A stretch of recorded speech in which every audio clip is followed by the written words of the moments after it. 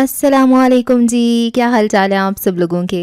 میں امید کرتی ہوں کہ آپ سب بالکل ٹھیک ٹھاک ہوں گے، خیر خیریت سے ہوں گے۔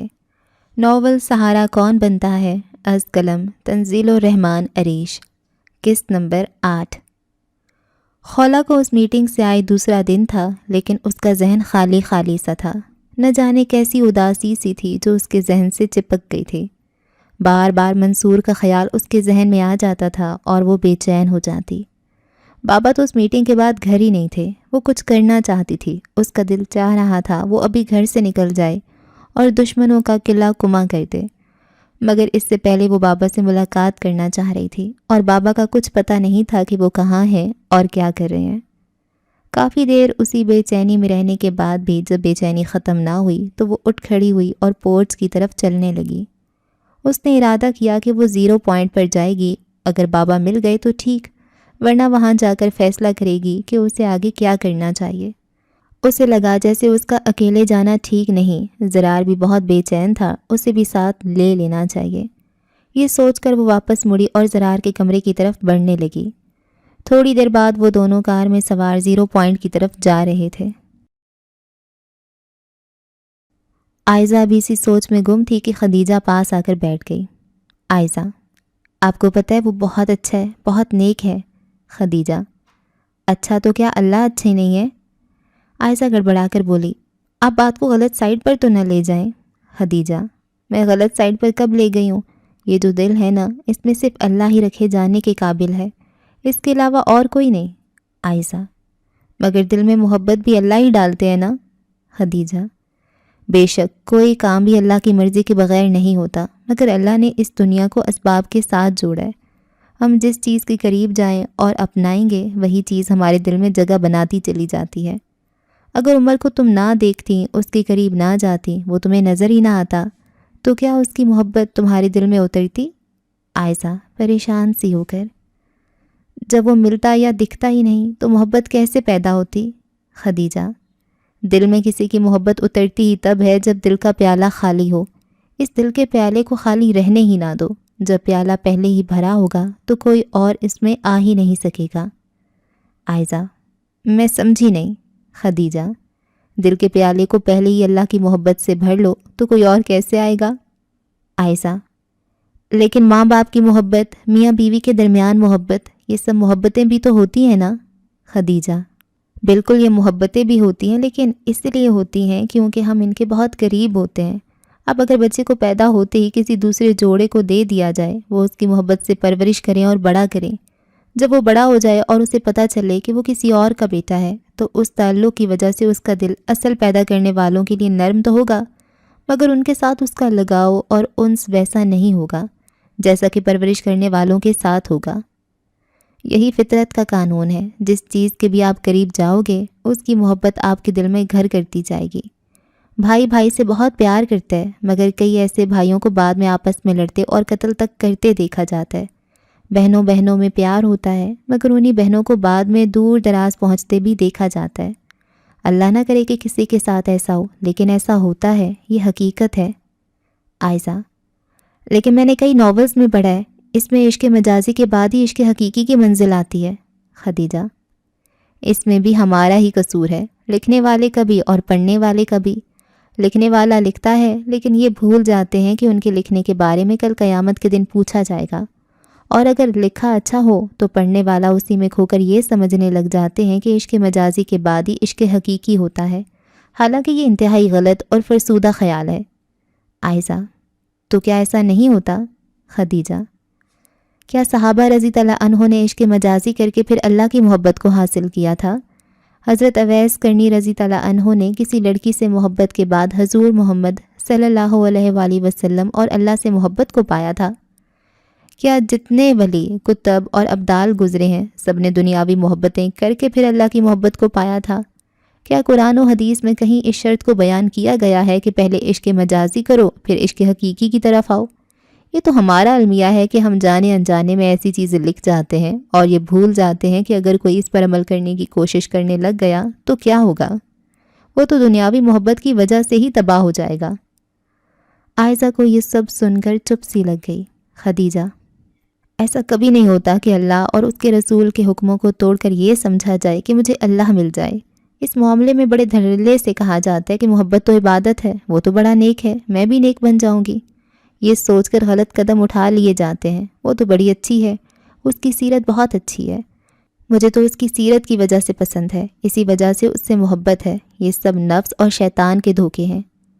ہاں، اسلام یہ ضرور کہتا ہے کہ شادی سے پہلے دیکھ لو کہ نیک سیرت ہو، مگر اس کا یہ مطلب تو نہیں کہ اس سے رابطے کی محبت کی پینگیں بڑھانا شروع کر دو۔ عائزہ: مطلب یہ کہ بس اللہ اور اس کی محبت دل میں رکھی جائے اور کسی کی نہیں؟ خدیجہ مسکراتے ہوئے بولی، یہ اللہ کی محبت جو ہے نا، وہ دنیا کی تمام محبتوں سے انوکھی ہے۔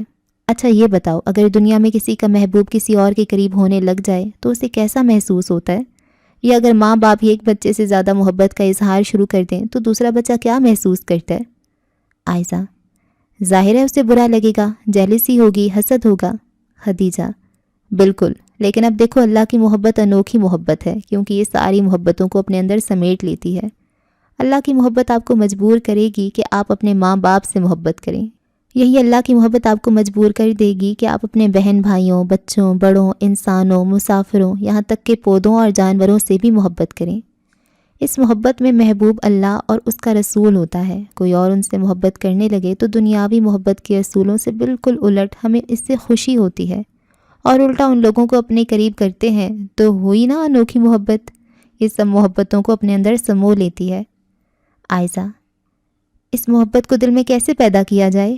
خدیجہ: دنیاوی محبت کی طرح کوشش کر کے، جیسے محبوب کا پیچھا کیا جاتا ہے، گاڑیوں پر، رکشوں پر اور مختلف چیزوں پر گفٹس دیے جاتے ہیں اپنی استطاعت کے مطابق، مہنگے سے مہنگے، مطلب پیسے خرچ کیے جاتے ہیں۔ دوسرا، اپنا وقت ضائع کیا جاتا ہے، یاد کیا جاتا ہے، ساری رات باتیں ہوتی ہیں، رابطے رکھے جاتے ہیں، مطلب وقت کی قربانی دی جاتی ہے۔ محبوب کی پریشانی سے پریشانی ہوتی ہے، اس کی پریشانی کو دور کرنے کے لیے بھاگ دوڑ کرنی پڑتی ہے، مطلب جان کو سولی پر لٹکایا جاتا ہے۔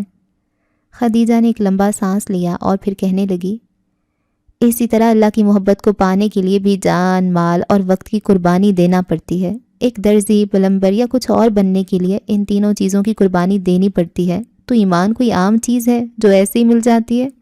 ایمان کو پانے اور بڑھانے کے لیے بھی مال، جان اور وقت لگے گا، تو یہ بنے گا، بڑھے گا۔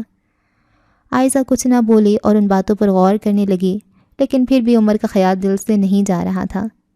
عائزہ: آپ نے باتیں بہت اچھی کی ہیں، لیکن میرے دل سے عمر کا خیال نہیں جا رہا۔ خدیجہ: اتنی آسانی سے جائے گا بھی نہیں، محنت کرنی پڑتی ہے۔ اچھا، اگر پیار کی بات سمجھ نہ آئے تو پھر کیا کیا جاتا ہے؟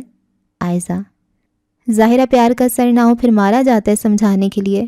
خدیجہ: بالکل، مجھے یہی امید تھی کہ ایسا ہی کہو گی، لیکن اب دوسرا طریقہ آزماؤ گی جو کہ مار والا طریقہ ہے۔ یہ جو آج کل کی محبت ہے نا، دراصل روحانی بیماری ہے جو روح کے ساتھ ساتھ جسم پر بھی اثر انداز ہوتی ہے۔ اکثر لڑکے لڑکیاں آج اس بیماری میں مبتلا ہیں۔ اللہ نے اپنے پیارے رسول صلی اللہ علیہ وآلہ وسلم کے ذریعے اس روحانی بیماری کا علاج ہم تک پہنچایا ہے۔ اسی علاج کا تجربہ میں آج تم پر کرنے جا رہی ہوں، اور یہ ایسا طریقہ ہے جس سے وہ سب اپنا علاج کر سکتے ہیں جو اپنے گزشتہ اور موجودہ دنیاوی محبوبوں کو اپنے دل سے نکال کر اپنی روح کو اثر نو زندہ کر سکتے ہیں۔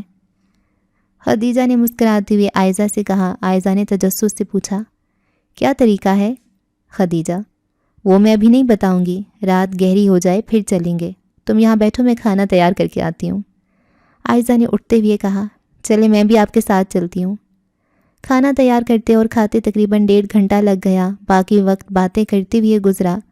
رات تقریباً 1 بجے خدیجہ عائزہ کو لیے گاڑی میں انجان منزل کی طرف روانہ ہو گئی۔ عائزہ: ہم کہاں جا رہے ہیں؟ خدیجہ نے مبہم لہجے میں کہا۔ تھوڑی دیر میں پتہ چل جائے گا۔ عائزہ خاموش ہو گئی۔ گاڑی شہر سے باہر جانے والی سڑک پر رواں دواں تھی۔ رات گہری ہونے کے باعث سڑکوں پر ٹریفک کم تھا۔ خدیجہ نے گاڑی ایک سائڈ پر روکی اور عائزہ کی طرف منہ کر کے بیٹھ گئی، پھر کہنے لگی، ایک بار اچھی طرح سوچ لو، کیا واقعی تم یہ تجربہ کرنا چاہتی ہو؟ دیکھ لو، اس میں تمہیں تکلیف بھی ہو سکتی ہے، شوق بھی لگ سکتا ہے۔ عائزہ حیرانگی سے خدیجہ کو دیکھنے لگی اور سوچنے لگی ایسا کیا تجربہ ہو سکتا ہے، مگر پھر عمر کا خیال آیا۔ خدیجہ کی باتیں یاد آئیں تو بول پڑی، جی میں تیار ہوں۔ خدیجہ: کیا تمہیں دل کی تکلیف، بلڈ پریشر کا مسئلہ یا کسی قسم کی کوئی بیماری تو نہیں؟ عائزہ: نہیں، مگر کیوں؟ خدیجہ: تھوڑی دیر میں پتہ لگ جائے گا، منہ دوسری طرف کر لو، میں تمہاری آنکھوں پر پٹی باندھنے جا رہی ہوں۔ عائزہ گھبراتے ہوئے بولی: مگر یہ سب کیوں؟ پٹی باندھنا ضروری ہے؟ خدیجہ سنجیدگی سے بولی: ہاں ضروری ہے، تھوڑی دیر صبر کرو، تمہیں سب پتہ چل جائے گا۔ عائزہ کے جسم میں سنسنی سی دوڑنے لگی، اس نے خاموشی سے منہ دوسری طرف پھیر لیا۔ خدیجہ نے ہینڈ بیگ سے ایک سیاہ پٹی نکال کر عائزہ کی آنکھوں پر کس کر باندھ دی۔ عائزہ نے آنکھیں کھولنا چاہی مگر پٹی کے دباؤ کی وجہ سے نہ کھول سکی۔ اسے بس اتنا اندازہ ہو رہا تھا کہ گاڑی چل رہی ہے، مگر جا کہاں رہی ہے کوئی پتہ نہیں۔ تھوڑی دیر بعد اسے لگا جیسے گاڑی کچے راستے پر اتر گئی ہو۔ ہچکولوں اور گاڑی کی رفتار سے واضح لگ رہا تھا ہم شہر سے کافی دور آ چکے ہوں گے، عائزہ نے دل میں سوچا۔ کافی دیر گاڑی اسی طرح ہچکولے کھاتی کسی کچے راستے پر چلتی رہی۔ خدیجہ: لو ہم پہنچ گئے۔ گاڑی رکی اور عائزہ کو گاڑی کا دروازہ کھولنے کی آواز آئی۔ تھوڑی دیر بعد عائزہ کی سائیڈ والا دروازہ کھلا اور خدیجہ نے عائزہ کا بازو پکڑ کر کہا: ایسے ہی باہر آ جاؤ۔ عائزہ خاموشی سے اتری تو اسے کوئی آواز نہیں آ رہی تھی، ہر طرف اتنا سناٹا تھا جیسے دور دور تک کوئی ذی روح نہ ہو۔ خدیجہ اس کا بازو پکڑ کر چلتی رہی اور عائزہ اندھوں کی طرح خدیجہ کے ساتھ چل پڑ رہی تھی۔ البتہ پاؤں تلے پتوں کی چرچراہٹ اس بات کا پتہ دے رہی تھی کہ وہ کوئی ویران جگہ ہے۔ جھینگروں کی آوازیں سن کر عائزہ کے بدن میں انجانے خوف کی لہریں دوڑنے لگیں۔ تھوڑی دیر بعد خدیجہ رکی تو عائزہ بھی رک گئی۔ خدیجہ: یہاں تھوڑی سی ڈھلوان ہے، ذرا سنبھل کر اترنا۔ عائزہ خدیجہ کے ساتھ ساتھ سہارا لے کر ڈھلوان سے اترنے لگی، لیکن مٹی میں پاؤں دھسنے کی وجہ سے عائزہ کو اندازہ ہوا کہ جو ڈھلوان وہ اتر رہے ہیں وہاں کافی مٹی ہے۔ کچھ دیر بعد خدیجہ رک گئی تو عائزہ بھی رک گئی، لیکن عائزہ کو اندازہ ہو رہا تھا کہ اب وہ ہموار سطح پر پہنچ چکے ہیں۔ عائزہ: اب پٹی اتار دوں؟ خدیجہ: نہیں، اب تم آہستہ آہستہ بیٹھو۔ عائزہ بیٹھنے لگی، اس کے ہاتھوں نے زمین کو چھوا تو عائزہ کو اندازہ ہوا کہ کسی پکی جگہ نہیں بلکہ بھری مٹی والی کچی جگہ ہے۔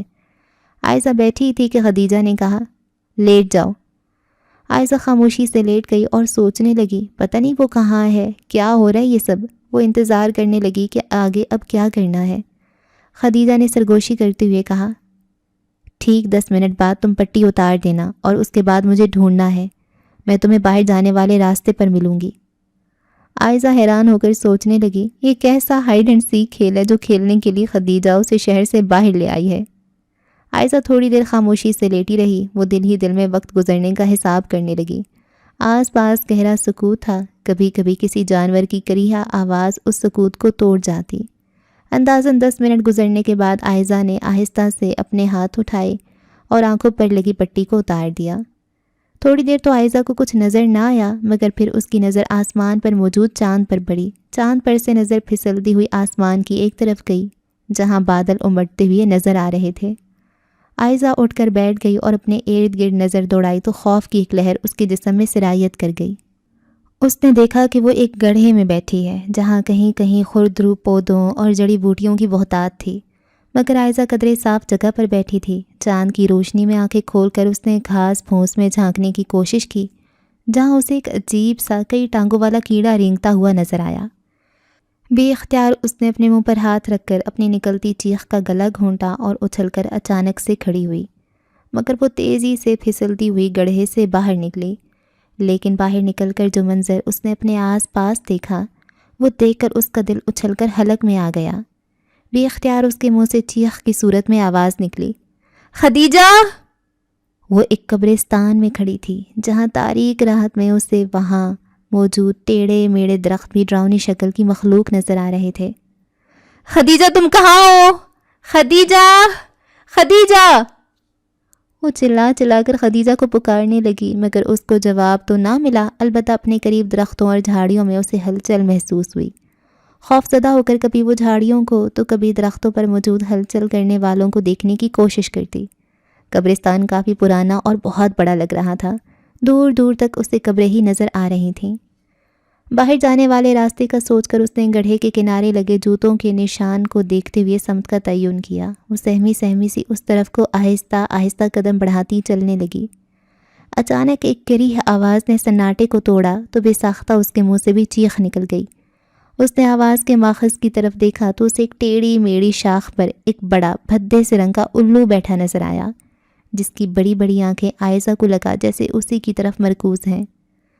ڈر اور گھبراہٹ میں وہ تقریباً بھاگتی ہوئی چلنے لگی، مگر پھر اسے رکنا پڑا۔ آسمان پر موجود چاند کو بادلوں نے ڈھانپ لیا تھا اور اندھیرا گہرے سے گہرا ہونے لگا۔ انتہائی مدھم سی روشنی میں اس نے سنبھل کر چلنا شروع کیا۔ اندھیرے کی وجہ سے اس کا پاؤں ایک گڑھے کے کنارے سے پھسلا اور وہ چیخیں مارتی، لڑکھڑاتی، ہاتھ پاؤں مارتی ہوئی گڑھے میں جا گری۔ جلدی سے وہ اٹھی اور باہر کنارے پر موجود پودوں کو پکڑ کر نکلنے کی کوشش کرنے لگی۔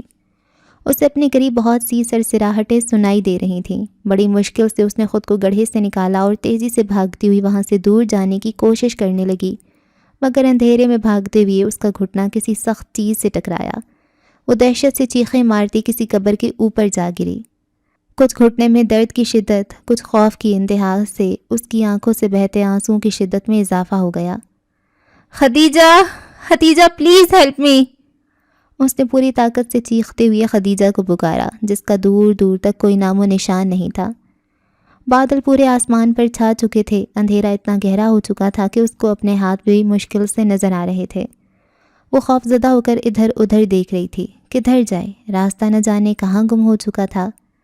اچانک تیز روشنی سے اس کی آنکھیں چکا چوندھ ہو کر بند ہو گئیں اور چند لمحوں بعد بادل اس زور سے گرجا کہ اس کا دل دہل گیا۔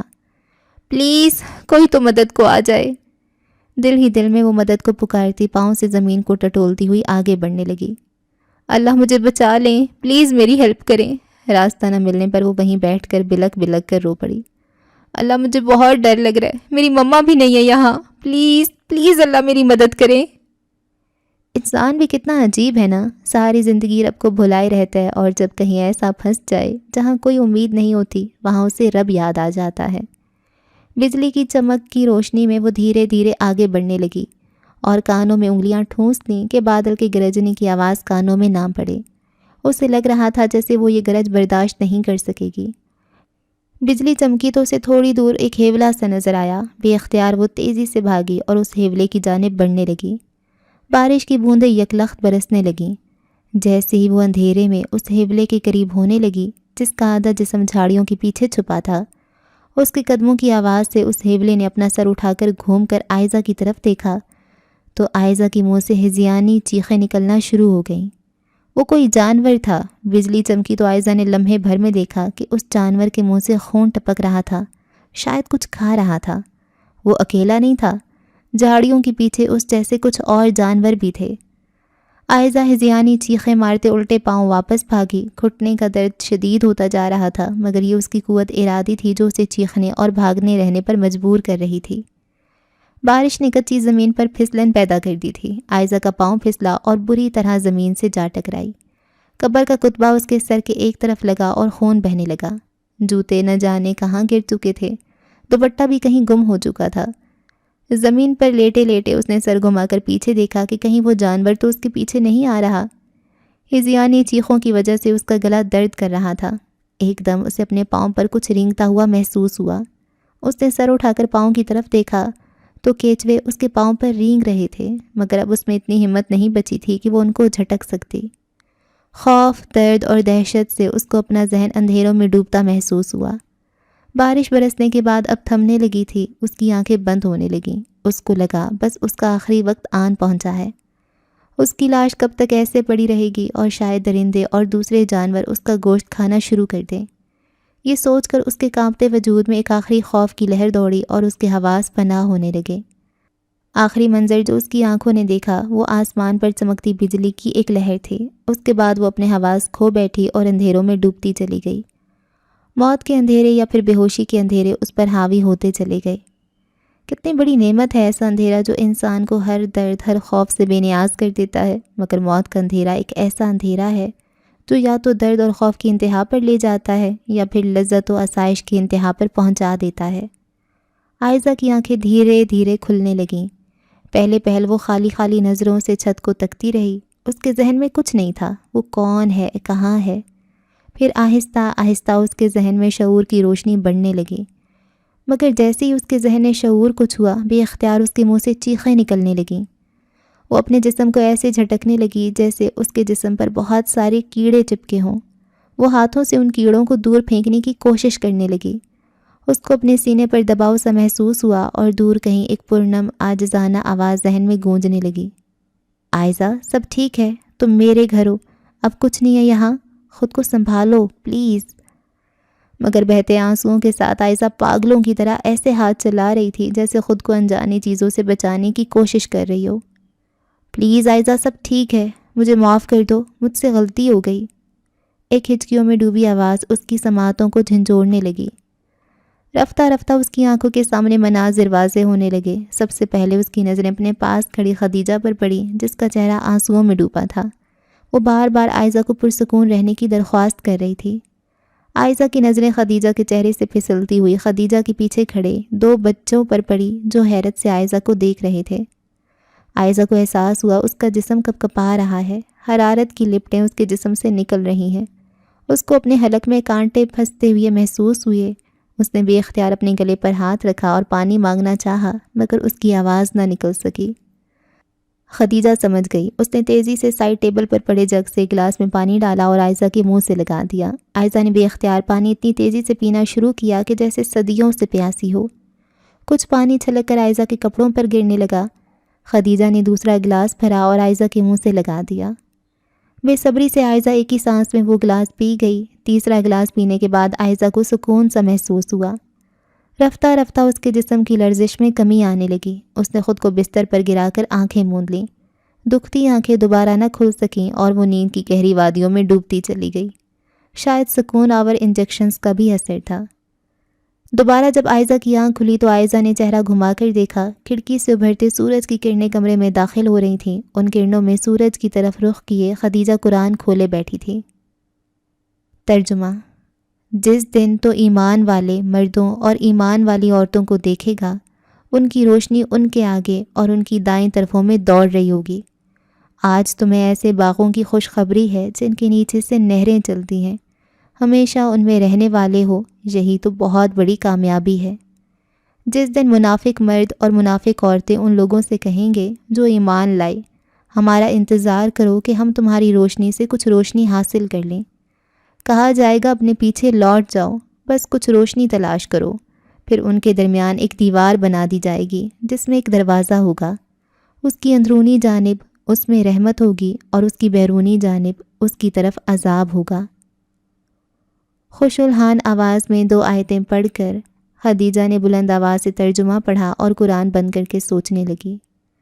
تھوڑی دیر بعد خود سے باتیں کرتے ہوئے خدیجہ کہنے لگی، اس کا مطلب ہے ایمان والوں کے ساتھ ان کے اعمال کا نور ہوگا جو انہیں راستہ دکھائے گا، اور منافق لوگ کہیں گے کہ رک جاؤ، ہمیں بھی اس روشنی میں ساتھ لے چلو۔ لیکن ایمان والے اللہ کی منشا کے مطابق نہیں کریں گے۔ منافق لوگ پیچھے کھڑے رہ جائیں گے اور ایمان والے آگے نکل جائیں گے۔ یہاں ایک حدیث آ رہی ہے ذہن میں کہ پل صراط ایک پل ہے جو دوزخ کے اوپر بچھایا گیا ہے اور گہرے اندھیرے میں ہے۔ اس کا مطلب ہے کہ پل صراط سے گزرتے وقت یہ سب ہوگا۔ ایمان والے راستے سے گزر جائیں گے، باقی راستہ بھٹک کر دوزخ میں گر جائیں گے۔ عائزہ کو بے اختیار رات کا منظر یاد آ گیا جب وہ انتظار کرتی تھی کہ کب بجلی چمکے اور وہ اس روشنی میں راستہ دیکھ سکے۔ بے اختیار وہ کانپ گئی اور سوچا اگر قیامت کے دن بھی ایسا ہوا تو؟ اس سے آگے وہ نہ سوچ سکی اور آنسو امڑ امڑ کر باہر آنے لگے۔ اس کے رونے کی آواز سن کر خدیجہ چونکی۔ وہ جلدی سے قرآن پاک الماری میں رکھ کر عائزہ کی طرف لپکی۔ دیکھو اب سب ٹھیک ہے، مجھے معاف کر دو عائزہ، مجھ سے بہت بڑی غلطی ہو گئی، خدیجہ نے دکھ بھرے لہجے میں کہا۔ عائزہ نے نظریں اٹھا کر دیکھا تو اسے خدیجہ کے سر پر پٹی بندھی نظر آئی جو رات نہیں تھی۔ اب مجھے وہاں کیوں لے گئی تھیں؟ عائزہ نے بیٹھی آواز سے پوچھا۔ کچھ چیزیں بتانے سے نہیں، اس ماحول میں جا کر سمجھ میں آتی ہیں۔ اچھا ایک بات بتاؤ، جب تم وہاں تھیں تو کیا عمر نہیں آیا تمہارے ذہن میں؟ اس کی یاد نہیں آئی؟ عائزہ خاموشی سے خدیجہ کو دیکھنے لگی اور نفی میں سر ہلا دیا۔ موت کی یاد دنیا کے دھوکے کو سمجھا دیتی ہے۔ ہمارے نبی محمد صلی اللہ علیہ وآلہ وسلم نے فرمایا تھا کہ دنیا کی لذتوں کو توڑ دینے والی چیز موت کی یاد ہے۔ خدیجہ نے سمجھاتے ہوئے کہا اور پھر ٹھنڈا سانس بھر کر کہا، موت کی یاد اور سوچ نہ صرف دنیا کی اہمیت جتا دیتی ہے بلکہ ہر غم اور ہر فکر سے آزاد کر دیتی ہے۔ کوئی غم زدہ یاد کرے گا تو اپنا غم بھول جائے گا۔ اب اگر کوئی دنیاوی محبت کرنے والے کو پتہ چلے کہ وہ آج مر جائے گا اور موت کے بعد کے مناظر اس کی آنکھوں میں چلنے لگیں تو کیا اسے اپنی محبت یاد رہے گی؟ خدیجہ نے عائزہ کی طرف سنجیدگی سے کہا، عمر مسجد میں داخل ہونے لگا تو چونک کر رک گیا اور حیرت سے اندر سے آتی بابا کی آواز سننے لگا۔ بابا لہک لہک کر ایک شعر پڑھ رہے تھے۔ میرے عرب کو آئی ٹھنڈی ہوا جہاں سے، میرا وطن وہی ہے، میرا وطن وہی ہے۔ عمر حیرت سے وہیں کھڑا یہ شعر سنتا رہا جو بابا ایک بار پڑھتے اور پھر کہتے، آج ہم پر شکر واجب ہے، اور پھر یہی شعر لہک کر پڑھتے۔ عمر بابا کی اس انداز کو پہلی بار دیکھ رہا تھا۔ ہچکچاتا ہوا عمر اندر داخل ہوا۔ حسب معمول بابا مسجد کے ایک کونے میں بیٹھے تھے اور خوشی ان کے چہرے سے پھوٹ رہی تھی، جیسے کہ وہ بہت خوش ہوں۔ عمر قریب گیا اور پورا سلام کیا۔ بابا نے آنکھیں کھولیں، خوش دلی سے عمر کو سلام کا جواب دیا اور حال چال پوچھا۔ عمر: بابا خیریت؟ آج تو آپ بہت خوش نظر آ رہے ہیں۔ بابا: ہاں، بات ہی ایسی ہے، ایک نئی صبح کا آغاز ہونے والا ہے۔ عمر حیرت سے: کیسی صبح؟ بابا: وہ میں بعد میں بتاؤں گا، پہلے تم سناؤ کیسی گزر رہی ہے؟ 2 گواہوں کا پتہ چلا؟ عمر: نہیں بابا جی، آپ بتائیں، اس وقت سے تجسس میں ہوں، ایسے کون سے اور 2 گواہ ہوں گے؟ بابا نے مسکراتے ہوئے کہا، دنیا میں عدالت جب قائم کی جاتی ہے تو کیا مناظر ہوتے ہیں؟ عمر: بابا ایک جج ہوتا ہے، 2 وکیل ہوتے ہیں اور ملزم پر جرح کی جاتی ہے، گواہوں کو پیش کیا جاتا ہے۔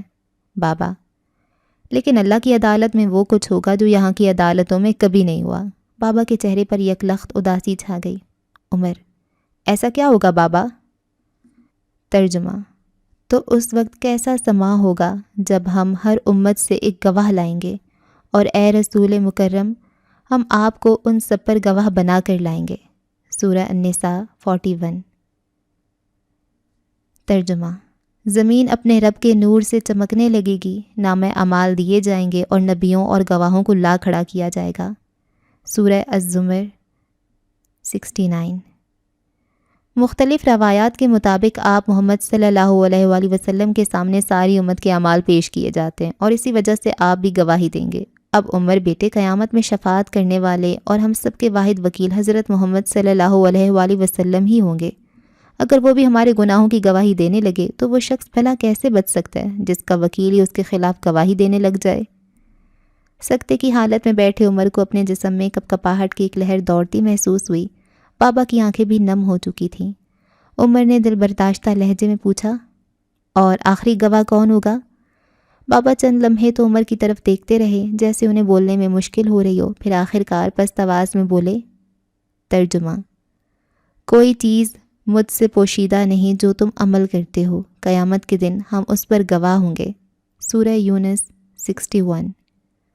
عمر کو لگا جیسے اس کے سر پر پہاڑ ٹوٹ پڑا ہو۔ وہ خاموشی سے بابا کو تکتا رہا۔ جس عدالت میں وکیل اور جج ہی آپ کے خلاف گواہ بن جائیں، وہاں بچنے کی کوئی امید ہے؟ بابا نے آنکھیں صاف کرتے ہوئے کہا، بیٹا وہ بہت انوکھی عدالت ہوگی، اتنے گواہ پیش کیے جائیں گے کہ مجرم خود ہی قبول گناہ کرنے پر مجبور ہو جائے گا، تب کوئی راستہ ہی نہیں بچے گا۔ عمر نے غمزدہ ہو کر بابا سے کہا، بابا انسان کمزور ہے، گناہ ہو ہی جاتے ہیں، ایسے تو بچنے کی کوئی گنجائش ہی نہیں بچی۔ بابا نے شفقت سے جواب دیا، گنجائش ہے، گناہ ہو جائے تو فوراً توبہ کرو، سچے دل سے خلوص نیت سے اعمال صالح کرنے کی کوشش کرتے رہو۔ اللہ تو وہ ہے جو بندوں کی نیتوں پر فیصلہ کرتا ہے۔ اگر اسی کوشش میں موت آ گئی تو اللہ بہت رحیم و کریم ہے، وہ بخش دے گا اور بغیر حساب کتاب کے اپنی رضا کا پروانہ عطا کر دے گا۔ بس ضرورت ہے سچی نیت کی اور کوشش کی، پھر اگر گناہ ہو جائے تو فوراً توبہ کر لو، کیونکہ توبہ سب گناہوں کو مٹا دیتی ہے، نامہ اعمال کو پاک کر دیتی ہے، فرشتوں کی اس گناہ کی یادداشت کو ختم کر دیتی ہے، ہمارے جسم کے اعضاء پر سے اس گناہ کی نحوست اور گواہی کو مٹا دیا جاتا ہے۔ بس نیت سچی ہونی چاہیے، توبہ سچی نیت سے ہو، نیک اعمال کی کوشش ہو تو سچی نیت سے ہو، اور سچی نیت یہ ہے کہ اپنے گناہ پر شرمندگی ہو اور آئندہ گناہ نہ کرنے کا پختہ ارادہ ہو۔ عمر نے اس بات میں سر ہلا دیا جیسے ساری بات سمجھ گیا ہو۔ کافی دیر عمر اور بابا ایسے ہی خاموشی سے بیٹھے، نہ جانے کیا سوچتے رہے۔ پھر عمر کو یاد آیا تو پوچھنے لگا، بابا آپ وہ شعر پڑھ رہے تھے کہ میرے عرب کو آئی ٹھنڈی ہوا جہاں سے، میرا وطن وہی ہے، میرا وطن وہی ہے، خیریت؟ آج تک میں نے آپ کو کبھی شعر پڑھتے نہیں سنا۔ بابا: کیوں، کیا وطن سے محبت نہیں ہونی چاہیے؟ عمر: ہونی چاہیے، لیکن اتنے مسائل ہیں ہمارے ملک میں کہ دل کڑتا ہے۔ بابا نے دلچسپی سے پوچھا، اچھا کیا مسائل ہیں؟ عمر: آپ کو بھی تو سب پتہ ہوں گے، کرپشن، عدل و انصاف کا فقدان، غربت، بے روزگاری، ایماندار قیادت، لوگوں کا عمومی رویہ، لا اینڈ آرڈرز وغیرہ، ہر چیز کا ہی فقدان ہے۔ کوئی راہ ہی نہیں متعین کی گئی اب تک جس پر چل کر معاشرے میں بہتری لائی جا سکے، یہ ملک ترقی کر سکے۔ بابا نے بڑے اطمینان سے کہا، بس یہی مسائل ہیں؟ عمر نے حیرت سے بابا کی طرف دیکھا اور کہنے لگا، آپ تو ایسے کہہ رہے ہیں جیسے یہ مسائل ہی نہ ہو۔ بابا نے مسکراتے ہوئے کہا، اچھا ان سب مسائل کا حل کیا ہے؟ عمر کو چپ لگ گئی، وہ ان مسائل کا حل ایک ہی نشست میں کیسے بتا سکتا تھا؟ بابا تھوڑی دیر عمر کو دیکھتے رہے اور پھر بولے، ایسے حالات میں ان سے رہبری لینی چاہیے جو قیامت تک کے تمام مسائل کا حل بتا کر گئے ہیں۔ عمر نے حیرت سے بابا کو دیکھا اور کہا، اور ان معاملات کے حل کے لیے حضرت محمد صلی اللہ علیہ وآلہ وسلم نے کیا فرمایا ہے؟ بابا، ترمذی شریف اور الفتن میں ایک حدیث ہے جس میں آپ محمد صلی اللہ علیہ وآلہ وسلم نے فرمایا ہے کہ جب فتنوں کا دور آئے تو دو شخص اس وقت بہترین ہوں گے، ایک تو وہ جو اللہ کے دشمنوں سے تلوار کے ذریعے جہاد کرتا ہو، اور دوسرا وہ جو اپنا سب کچھ چھوڑ کر اپنی بھیڑ بکریوں میں مصروف رہے اور اللہ کی بندگی کرتا رہے۔ بخاری و مسلم کی صحیح حدیث کے الفاظ یہ ہیں کہ کچھ لوگ ایسے ہوں گے جو جہنم کے دروازوں کی طرف دعوت دیں گے، یعنی ان کی دعوت ایسی گمراہی پر مشتمل ہوگی جو جہنم کی طرف لے جانے والی ہو۔ جو شخص ان کی دعوت کو قبول کرے گا وہ اسے جہنم میں پھینک دیں گے۔ حدیث کے راوی کہتے ہیں، میں نے کہا کہ یا رسول اللہ صلی اللہ علیہ وآلہ وسلم، اگر میں وہ زمانہ پاؤں تو میرے لیے آپ کا کیا حکم ہے؟ آپ صلی اللہ علیہ وآلہ وسلم نے فرمایا کہ مسلمانوں کی اکثریت اور ان کے امام سربراہ کے ساتھ وابستہ رہنا۔ میں نے عرض کیا کہ اگر مسلمانوں کی نہ کوئی اکثریتی جماعت ہو نہ امام ہو تو پھر میں کیا کروں؟ آپ صلی اللہ علیہ وآلہ وسلم نے فرمایا کہ ایسے میں ان تمام فرقوں، پارٹیوں، گروہوں سے مکمل علیحدگی اختیار کر لینا۔ بابا نے ایک ٹھنڈی سانس بھری اور پھر کہنے لگے، حضرت ابو بکر رضی اللہ عنہ کہتے ہیں کہ رسول کریم صلی اللہ علیہ وآلہ وسلم نے فرمایا، اس میں کوئی شبہ نہیں کہ عنقریب فتنوں کا ظہور ہوگا۔ یاد رکھو پھر فتنے پیدا ہوں گے، ان فتنوں میں بیٹھا ہوا شخص چلنے والے شخص سے بہتر ہوگا اور چلنے والا شخص اس فتنہ کی طرف دوڑنے والے شخص سے بہتر ہوگا۔ پس آگاہ رہو، جب وہ فتنہ پیش آئے تو جس شخص کے پاس جنگل میں اونٹ ہوں وہ اپنی اونٹوں کے پاس جنگل میں چلا جائے، جس شخص کے پاس بکریاں ہوں وہ بکریوں کے پاس چلا جائے، اور جس شخص کے پاس اس فتنہ کی جگہ کہیں دور کوئی زمین و مکان وغیرہ ہو وہ اپنی اس زمین پر یا اس مکان میں چلا جائے۔ بابا نے عمر کی طرف دیکھ کر پوچھا، کچھ سمجھ آئی؟ عمر، جی آئی ہے، مزید آپ سمجھا دیں۔ بابا، مطلب سادہ سا یہ ہے کہ جب فتنوں کا دور آئے تو تمام گروہوں سے الگ ہو جاؤ اور اپنی عبادت میں مشغول رہو، نہ کسی کو اچھا کہو نہ کسی کو برا، میلاد منانا جائز ہے یا ناجائز، تقلید کرنی ہے یا نہیں، آپ صلی اللہ علیہ وآلہ وسلم بشر ہیں یا نور ہیں، ایسی سب چیزوں سے دور ہو جاؤ جو مسلمان کے درمیان تقسیم کا باعث بن رہے ہوں۔ ترجمہ، اور اللہ کی رسی کو مضبوطی سے تھام لو اور فرقوں میں نہ بٹو۔ خاموشی سے اپنی عبادت اور اللہ کی بندگی میں مصروف رہو، جو کام آپ اور آپ کے صحابہ رضی اللہ عنہ نے کیے ان پر مضبوطی سے ڈٹ جاؤ اور باقی سب کام چھوڑ دو بس، اور انتظار کرو ان کا جن کے بارے میں حضور محمد صلی اللہ علیہ وآلہ وسلم بتا چکے ہیں۔ کن کا انتظار؟ عمر نے اشتیاق سے پوچھا۔ بابا، تمہیں پتہ ہے اسرائیل پاکستان کو اپنا سب سے بڑا دشمن مانتا ہے اور یہ بات ان کے کئی وزیر اعظم کہہ چکے ہیں۔ عمر، ہاں یہ بات تو معلوم ہے، اسرائیل عربوں کی پرواہ نہیں کرتا لیکن پاکستان کے خلاف سازشوں میں مصروف رہتا ہے۔ بابا، ایسا اس لیے ہے کیونکہ مستقبل میں پاکستان ہی ایک بڑے دشمن کے طور پر ان کے سامنے آئے گا۔ وہ ان حدیثوں کو جانتے ہیں جو اس خطے کے بارے میں آپ محمد صلی اللہ علیہ وآلہ وسلم نے بیان کی ہیں۔ مدینہ کے بعد پوری دنیا میں صرف یہی دو ممالک ہیں جو مذہبی بنیادوں پر بنے ہیں۔ یہ اتفاق ہرگز نہیں ہے بلکہ یہ مستقبل کا وہ میدان سج رہا ہے جس میں یہ دو قوتیں ٹکرائیں گی۔ وہ کہتے ہیں نا کہ بیماری سے پہلے اللہ تعالیٰ علاج کو پیدا فرماتے ہیں، اس لیے اسرائیل کی قیام سے 7 ماہ قبل اللہ نے پاکستان کو وجود بخشا۔ عمر حیرت سے اس نئے جہاں کی سیر کر رہا تھا جو بابا اس پر کھول رہے تھے۔ بابا نے مسکراتے ہوئے کہا، تم نے وہ شعر سنا نا جو میں پڑھ رہا تھا؟ وہ علامہ اقبال کا شعر تھا، اور اللہ اقبال پر کروٹ کروٹ رحمتیں نازل فرمائے، بڑا دور اندیش شخص تھا۔ دراصل یہ شعر ایک حدیث کی طرف اشارہ کرتا ہے جس میں آپ محمد صلی اللہ علیہ وآلہ وسلم نے فرمایا کہ مجھے مشرق سے ٹھنڈی ہوا آتی ہے۔ عمر، مگر بابا اس کا مطلب کیا ہوا؟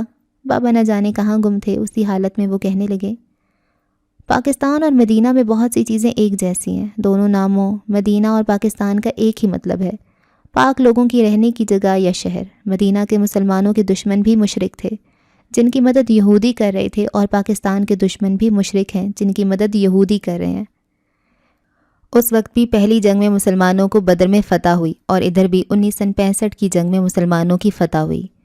ادھر بھی احد کی جنگ میں اپنوں کی غلطی سے شکست ہوئی، ادھر بھی 1971 میں اپنوں کی غلطیوں سے شکست ہوئی۔ ادھر بھی خندق کی محدود سی جنگ ہوئی، اور ادھر بھی کارگل کی محدود سی جنگ ہوئی۔ ادھر چوتھی جنگ میں مکہ فتح ہوا تھا، ادھر بھی چوتھی جنگ میں انڈیا فتح ہوگا۔ ادھر بھی فتح مکہ کے بعد مسلمان بیت المقدس تک پہنچے تھے، ادھر بھی مسلمان انڈیا فتح کر کے بیت المقدس تک پہنچیں گے انشاءاللہ۔ بیٹا عمر، یہ سب اتفاق نہیں ہے، یہ سب میرے رب کا نظام ہے۔ وہ حضرت محمد صلی اللہ علیہ وآلہ وسلم آج بھی رہبری کر رہے ہیں۔ ان کی جو فرقہ پرستی چھوڑ کر قرآن و سنت کو مضبوطی سے پکڑے ہوئے ہیں، اہل شعور خوب سمجھ رہے ہیں کہ کیا ہو رہا ہے اور کیا ہونے والا ہے۔ ایسے ہی تو نہیں کہتے نا کہ آپ محمد صلی اللہ علیہ وآلہ وسلم قیامت تک کے نبی ہیں۔ وہ واقعی قیامت تک کے نبی ہیں اور وہ رہبری کرتے رہیں گے۔ عمر گم سم ہو کر یہ سب ہوش ربا انکشافات سن رہا تھا جو اس کے ذہن سے کوسوں دور تھے۔ عمر نے وفور جذبات سے مغلوب ہو کر بابا کے ہاتھ پکڑ کر بوسہ دیا اور کہنے لگا، بابا آج جتنے راز ہیں اس بارے میں وہ سب کھول دیں۔ بابا نے مسکراتے ہوئے کہا، ٹھیک ہے بیٹے، جو مجھے پتہ ہے وہ میں تمہیں بتا دیتا ہوں۔ تھوڑی دیر بابا سوچ میں مبتلا رہے اور پھر کہنے لگے، حضرت ابو ہریرہ رضی اللہ عنہ سے روایت ہے، آپ محمد صلی اللہ علیہ وآلہ وسلم نے فرمایا کہ جب کالے جھنڈے مشرق سے نکلیں گے تو ان کو کوئی چیز نہیں روک سکے گی، حتیٰ کہ وہ ایلیا میں نصب کر دیے جائیں گے۔ بابا خاموش ہوئے اور عمر کی طرف دیکھ کر کہنے لگے، دریائے سندھ سے دریائے آمو کے درمیان کا علاقہ اور ایران کی سرحد کے علاقے، ان سب کو ملا کر خراساں کہا جاتا ہے۔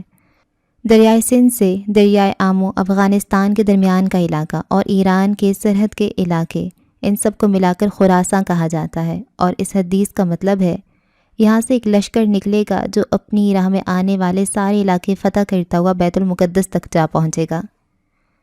ہلال ابن عمرو فرماتے ہیں کہ میں نے شیر خدا حضرت علی رضی اللہ عنہ کو یہ فرماتے سنا کہ ایک شخص ماورا النہر سے چلے گا، اسے حارث حراس کہا جاتا ہوگا، اس کے لشکر کے اگلے حصے پر معمور شخص کا نام منصور ہوگا جو آل محمد کے لیے خلافت کے مسئلے میں راہ ہموار کرے گا اور مضبوط کرے گا، جیسے کہ حضرت محمد صلی اللہ علیہ وآلہ وسلم کو قریش نے ٹھکانہ دیا تھا۔ سو ہر مسلمان پر واجب ہے کہ اس لشکر کی مدد کرے اور اس امیر کی اطاعت کرے۔ عمر نے حیرت سے پوچھا، یہ ماورا النہر کون سی جگہ ہے؟ بابا، ماورا النہر جسے ٹرانس آکسیانا بھی کہا جاتا ہے، یہ وہ علاقہ ہے جو دریائے آمو اور دریائے سیر کے درمیان یا آس پاس موجود ہے۔ اس علاقے میں افغانستان، ازبکستان، کرغزستان، قازقستان کے علاقے شامل ہیں۔ ان دو دریاؤں کی وجہ سے ہی اس علاقے کو ماورا النہر کا نام دیا گیا ہے۔ یہ ساری حدیثیں غزوہ الہند کی طرف اشارہ کر رہی ہیں۔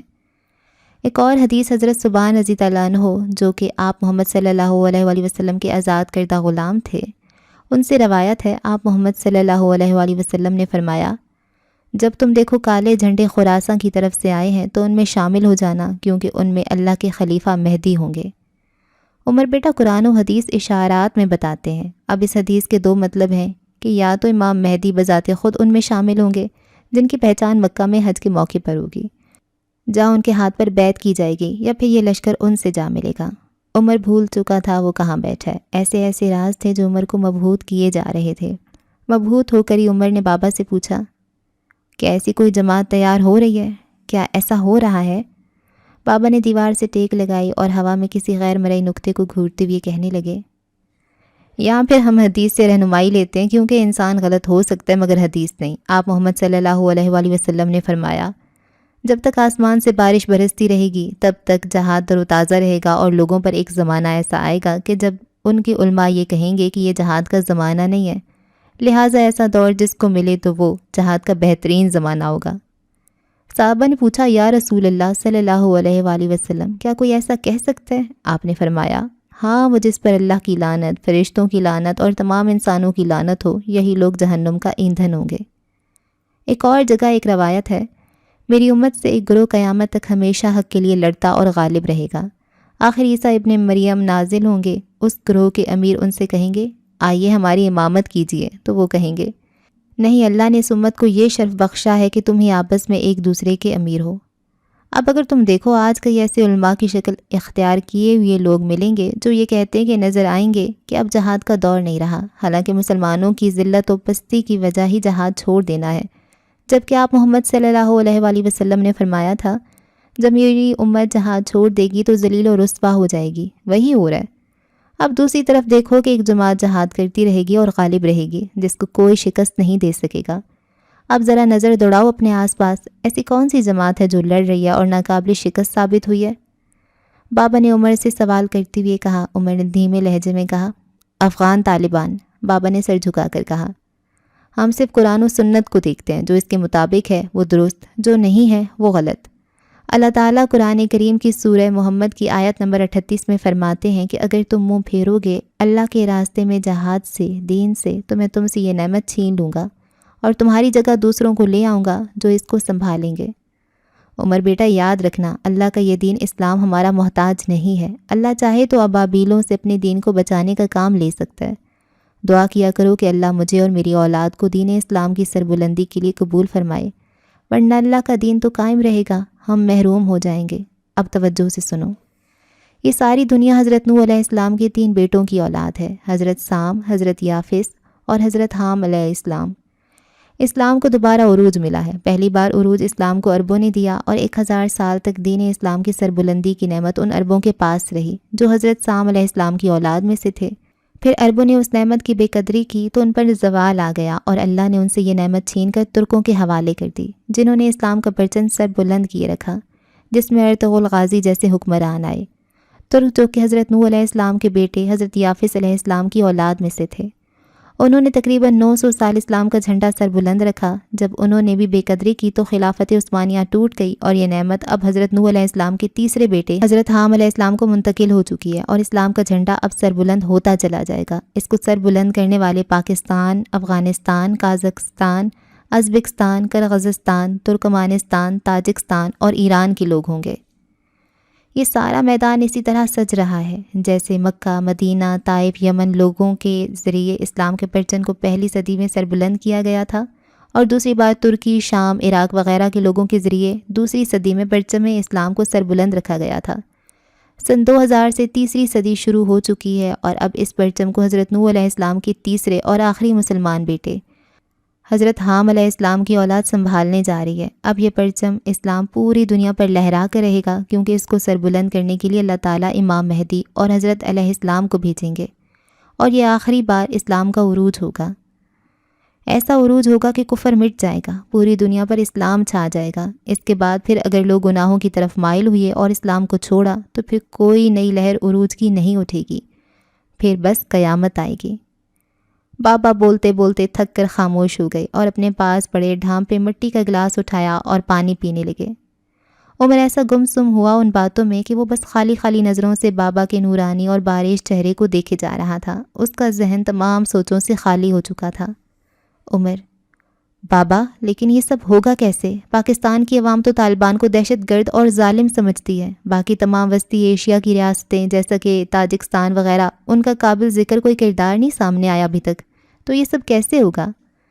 بابا نے مسکراتے ہوئے عمر کی طرف دیکھا اور کہنے لگے، ایسا ہونا شروع ہو چکا ہے۔ عمر نے تعجب سے بابا کو دیکھا، حیرانگی سے پوچھا، کیا مطلب؟ کیا ہونا شروع ہو چکا ہے؟ کیا ہوا ہے؟ بابا نے ٹھنڈی سانس بھرتے ہوئے کہا، ایک غریب گھرانے میں ایک بچہ پیدا ہوا، اس نے حقانیہ مدرسہ خیبر پختونخوا سے تعلیم حاصل کی اور روس کے خلاف افغانستان میں جہاد کرنے لگا۔ روس کے ٹکڑے ہو گئے تو افغانستان میں خانہ جنگی شروع ہو گئی، مختلف قبائل آپس میں قتل و غارت کرنے لگے۔ اس جوان کو بڑا دکھ ہوا کہ ہم نے اس لیے تو روس سے جہاد نہیں کیا تھا کہ یہاں خانہ جنگی شروع ہو جائے۔ اس نے ایک چھوٹی سی کچی مسجد میں اپنے دوست طالب علموں کے ساتھ اپنا دکھ بیان کیا اور خواہش ظاہر کی کہ کاش وہ اس خانہ جنگی کو روک کر اسلامی نظام لا سکے۔ اس کے دوستوں نے اسے اپنی مدد کا یقین دلایا، یوں طالب علموں کا ایک گروپ بن گیا۔ روس کا چھوڑا اسلحہ وافر مقدار میں دستیاب تھا، ان طالب علموں نے ہتھیار اٹھا لیا اور ایک ایک کر کے خانہ جنگی کرنے والوں سے لڑ پڑے۔ ان کی نیت نیک اور صاف تھی، اس لیے لوگوں نے نہ صرف انہیں خوش دلی سے ویلکم کیا بلکہ ان کے ساتھ اٹھ کھڑے ہوئے، اور یہ ایک چھوٹا سا طالب علموں کا گروپ ایک چھوٹی سی فوج بن گیا۔ جن گروپس نے صلح کر لی انہیں اس فوج میں شامل کر لیا گیا، جو نہ مانے ان کو تلوار کے زور سے زیر کر لیا گیا۔ یوں رفتہ رفتہ 1996 میں اس فوج جس کی بنیاد مدرسے کے طالب علموں نے رکھی تھی طالبان کہلانے لگے، جنہوں نے پورے افغانستان پر اسلامی اقتدار نافذ کر دیا اور خلافت کی طرز پر حکمرانی کرنے لگے۔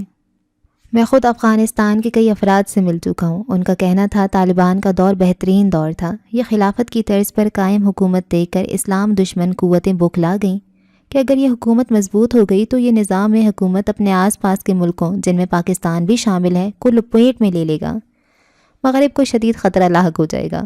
ورلڈ ٹریڈ سینٹر اور اسامہ بن لادن کا بہانہ بنا کر امریکہ ساری دنیا کو ساتھ لیے افغانستان پر چڑھ دوڑا۔ ساتھ ہی سارے دجالی میڈیا نے ان کو دہشت گرد قرار دے کر ان کے خلاف پروپیگنڈا شروع کر دیا۔ ان کے ظلم کی جھوٹی کہانیاں پھیلائی گئیں۔ تحریک طالبان پاکستان جیسے دشمن گروپس کے ذریعے انہیں بدنام کیا گیا، لیکن یہ اپنی جنگ لڑتے رہے، یہاں تک کہ اب امریکہ بھی ان کے آگے بے بس ہو چکا ہے۔ حیرت کی بات یہ ہے کہ مدرسے کے پڑھے لکھے لوگوں نے جدید ٹیکنالوجی سے لیس دو بڑی سپر پاورز کو شکست دوچار کر دیا ہے۔ حکومت پاکستان اور پاکستان آرمی طالبان کے بہت قریب آ چکی ہیں، دونوں کے مفاد ایک ہوتے جا رہے ہیں۔ یہی وجہ ہے کہ کبھی طالبان پاکستان آ رہے ہیں اور کبھی پاکستانی قیادت طالبان قیادت سے ملنے جا رہی ہے۔ امریکہ پاکستان کی منتیں کر رہا ہے کہ باعزت طریقے سے امریکہ کو افغانستان سے نکالا جائے۔ انڈیا اور افغانستان حکومت میں گہرے مراسم قائم ہو چکے ہیں۔ انڈیا افغانستان میں بے پناہ سرمایہ لگا چکا تھا اور وہاں سے پاکستان کے خلاف کاروائیاں کر رہا تھا، مگر طالبان کی فتح سے اس کے سارے خواہ ملیاں میٹ ہو چکے ہیں۔ وہ بلبلا رہا ہے۔ ابھی جو خوشی میرے چہرے سے جھلک رہی ہے وہ اسی وجہ سے ہے کہ ایک بہت اچھی خبر ملی ہے۔ اس ہفتے 13 ستمبر کو امریکہ اور طالبان کے درمیان مذاکرات تھے۔ اس سے پہلے مذاکرات کے آغاز میں 8 جولائی 2019 کو روڈ میپ لکھا گیا تو امریکہ اور طالبان نے اس کے آغاز میں تحریر کیا کہ both groups agree to institutionalizing Islamic system for the implementation of the comprehensive peace۔ یعنی امریکہ بھی مان رہا ہے کہ جی ٹھیک ہے، آپ لے آؤ اسلامی نظام۔ طالبان نے کہا تھا کہ وہ 2 شرطوں پر مذاکرات کریں گے، ایک تو ان کے قیدیوں کو رہا کیا جائے اور دوسری امریکہ کا ایک بھی فوجی افغانستان میں نظر نہ آئے۔ ان کی یہ دونوں باتیں مان لی گئیں اور مذاکرات کا وہ مرحلہ وہاں ختم ہو گیا تھا۔ کابل حکومت طالبان قیدیوں کے رہا کرنے پر راضی نہیں تھی، لیکن امریکہ کی اس کٹ پتلی حکومت کی اپنے مالک امریکہ کے آگے کچھ نہ چل سکی، جس کی وجہ سے انہیں طالبان قیدی چھوڑنے پڑے۔ بھارت بھی اس معاملے پر امریکہ سے بہت ناراض دکھائی دیا۔ اس نے احتجاج بھی کیا، لیکن امریکہ اپنا مزید نقصان برداشت نہیں کر سکتا، اس لیے اس نے پرواہ نہ کی۔ ایک ہفتہ پہلے مذاکرات کا اگلا مرحلہ شروع ہوا۔ امریکی افواج کا انخلاء شروع ہو چکا تھا، مگر قیدیوں کے تبادلے میں رکاوٹیں شروع کر دی گئیں۔ ادھر جنگ جاری رہی، قیدی رہا ہوتے رہے اور آخر کار ستمبر 2020 کا مہینہ آ گیا۔ افغان حکومت کے پاس اب صرف 6 اہم طالبان رہ گئے، جن کے بارے میں آسٹریلیا، فرانس، یہاں تک کہ امریکی پینٹاگون کے بھی کچھ ہلکے دباؤ ڈال رہے تھے کہ انہیں رہا نہ کیا جائے۔ دونوں گروپ مذاکرات کے لیے قطر میں موجود تھے، لیکن گفتگو شروع نہیں ہو پا رہی تھی۔ طالبان کا مطالبہ تھا کہ ان 6 قیدیوں کی رہائی کے بغیر ہم مذاکرات کی میز پر نہیں آئیں گے۔ کئی دن کی گفت و شنید کے بعد وہ عالمی طاقتیں جو اس غرور میں تھیں کہ ہم بہت طاقتور ہیں، خاموشی سے سر جھکائے کھڑی تھیں، اور دوحہ کے ہوائی اڈے سے ایک چھوٹا سا طیارہ ان 6 طالبان کو لانے کے لیے پرواز کر چکا تھا۔ پروگرام جلد سے باہر نکلنے کے بعد ان 6 طالبان سے درخواست کی گئی کہ آپ اپنے حلیے تھوڑے درست کر لیں اور نیا لباس جو ہم لائے ہیں وہ زیب تن کر لیں، تاکہ انہیں دنیا کے سامنے بہتر بنا کر اس لیے پیش کیا جائے کہ لوگ ان کے چہروں سے جیل کی صعوبتیں نہ پہچان سکیں۔ جہاز میں جتنی تعداد طالبان کی تھی اتنی ہی تعداد میں صحافیوں کو بھی بٹھایا گیا تھا تاکہ وہ فوراً ان کی رہائی کی تصدیق کر دیں اور مذاکرات شروع ہوں۔ ادھر جہاز روانہ ہوا اور دوسری جانب مذاکرات کا آغاز۔ ان رہائی پانے والے 6 طالبان لیڈروں کو کورونا وائرس کی وجہ سے احتیاطاً قطر کے ایک گھر میں علیحدہ رکھا گیا۔ ان مذاکرات میں بھارت کے وزیر خارجہ سبرا منیم جے شنکر نے کہا، یہ مذاکرات افغانستان میں انسانی حقوق، جمہوریت، اقلیتوں، عورتوں اور محروموں کے معاملات پر غور کرے اور افغانستان میں شدت پسندی کے بارے میں بھی سوچے۔ یہاں بھارتی وزیر خارجہ نے حسرت اور اپنی سرمایہ کاری کا رونا روتے ہوئے کہا، افغانستان کی سرزمین کا کوئی ایسا کونا نہیں ہے جہاں ہمارے 400 ترقیاتی منصوبے پر کام نہ ہوا ہو۔ یہ بات کہہ کر بابا مسکرانے لگے اور کہنے لگے، بھارت ہر جگہ پٹ گیا۔ اس کی چاہ بہار بندرگاہ بھی طالبان کی فتح کے ساتھ ڈوب گئی۔ پاکستان کے وزیر خارجہ شاہ محمود قریشی نے کہا، افغانوں کو بغیر کسی بیرونی دباؤ کے اپنے فیصلے خود کرنے چاہیے اور انہیں اپنی قسمت کا خود مالک ہونا چاہیے۔ اس کا مطلب یہ تھا کہ افغان طالبان اپنی مرضی کریں اور کسی کی بات کو اہمیت نہ دیں۔ اس بیان سے پاکستان نے یہ ظاہر کر دیا کہ وہ دل و جان سے طالبان کے ساتھ ہے۔ اس مذاکرات میں بھارت، کابل حکومت اور ان کے دوسرے ہم نوا ایک ہی راگ لاپتے رہے کہ آئین، جمہوریت اور حقوق نسواں کا یقین دلایا جائے، مگر طالبان قیادت نے سریعام ان کے یہ مطالبات ٹھکراتے ہوئے کیا خوب کہا، جو کچھ ہوگا شریعت کی بالادستی اور نفاذ کے تحت ہوگا، خواہ وہ عورتوں یا اقلیتوں کے حقوق ہوں یا اقتدار کا طریقہ کار۔ انہوں نے کہا، ہم نے 19 سال نہ علاقے فتح کرنے کے لیے لڑائی کی اور نہ ہی قومی آزادی کے لیے، ہم نے تو صرف اور صرف اللہ کی زمین پر اللہ کے قانون کے نفاذ کے لیے لڑائی کی ہے۔ اگر یہ قبول نہیں تو ہم واپس جنگ کی طرف لوٹ جاتے ہیں۔ ان کے دو ٹوک جواب سے سب کے منہ بند ہو گئے اور امریکہ ان کی ہر بات ماننے پر مجبور ہو گیا۔ جواہر لال نہرو یونیورسٹی میں سینٹر برائے ساؤتھ ایشین اسٹڈیز کے پروفیسر سنجے کے بھاردواج کا کہنا ہے، طالبان ہمیشہ سے ہی اسلامی قانون کے نفاذ کے حق میں رہے ہیں۔ ہو سکتا ہے وہ جنگ بندی پر راضی ہوں، لیکن جمہوری آئینی حکومت کے لیے ان کا تیار ہونا مشکل ہے۔ ایسی صورتحال میں دونوں ممالک کے باہمی تعاون پر اثر پڑے گا اور ساتھ ہی ساتھ انڈیا کی سلامتی کو بھی خطرہ لاحق ہوگا، اور واقعی اب انڈیا کی سلامتی کو خطرہ لاحق ہو چکا ہے۔ بابا خاموش ہو کر پھر پانی پینے لگے اور پانی پی کر خاموشی سے عمر کو دیکھنے لگے۔ عمر نے بے تاب ہو کر بابا سے کہا، بابا آگے بتائیں نا، کیا ہوگا؟ عمر کا جواب دینے کی بجائے بابا نے کہا، پتہ ہے طالبان نے اپنی گفتگو کا آغاز کس طرح کیا تھا؟ عمر نے نفی میں سر ہلایا۔ بابا بتانے لگے کہ انہوں نے اس ایک آیت سے اپنی گفتگو کا آغاز کیا تھا، اے ایمان والو، اللہ کی اطاعت کرو اور اس کے رسول کی بھی اطاعت کرو، اور تم میں سے جو لوگ صاحب اختیار ہوں ان کی بھی۔ پھر اگر تمہارے درمیان کسی چیز میں اختلاف ہو جائے تو اگر واقعی تم اللہ اور یوم آخرت پر ایمان رکھتے ہو تو اسے اللہ اور رسول کے حوالے کر دو، یہی طریقہ بہترین ہے اور اس کا انجام بھی سب سے بہتر ہے۔ معلوم ہے اس آیت کو پڑھ کر انہوں نے دنیا کو کیا بتانے کی کوشش کی ہے؟ بابا نے عمر سے پوچھا۔ عمر نے پھر سر نفی میں ہلا دیا اور دل ہی دل میں کہنے لگا، کتنا نالائق ہوں میں۔ بابا نے مسکراتے ہوئے کہا، اس آیت کے ذریعے انہوں نے بتایا ہے کہ ان کا نظام حکومت کیسا ہوگا۔ یہ الگ بات ہے کہ وہاں بیٹھے لوگوں میں شاید ہی کوئی اس بات کو سمجھا ہو، ان کے لیے تو یہ شاید ایک روٹین کی تلاوت ہو، مگر طالبان نے اس آیت کے ذریعے اپنا پیغام دیا ہے اور اپنی طرز حکومت کے بارے میں بتایا ہے۔ اس آیت سے پہلی آیت میں انتظامیہ اور عدلیہ کے ذکر کے بعد اب دوسری آیت میں مقننہ کا ذکر ہے کہ قانون سازی کے اصول کیا ہوں گے۔ اس کا مطلب ہے کوئی بھی قانون اللہ اور اس کے رسول کی منشا کے خلاف نہیں بنایا جا سکتا۔ انہی قوانین کو اپنایا جائے گا جو اطیع اللہ و اطیع الرسول کے زمرے میں آئیں گے۔ بابا خاموش ہو گئے اور عمر کو بھی چپ لگ گئی۔ اسے اب احساس ہو رہا تھا کہ اس نے بابا کو کچھ زیادہ ہی تکلیف دے دی۔ شاید بابا نے بھی اس کی دل کی بات کو جان لیا تھا، اس لیے مسکراتے ہوئے شگفتگی سے بولے، جو پوچھنا چاہو پوچھ سکتے ہو۔ عمر، بابا اب آگے کا کیا ہوگا؟ بابا، اب افغانستان میں ایک اسلامی حکومت ابھرے گی اور طاقتور سے طاقتور ہوتی جائے گی۔ اس نظام کی قوت اور تاثیر کا اثر قریبی اسلامی ممالک پر پڑے گا۔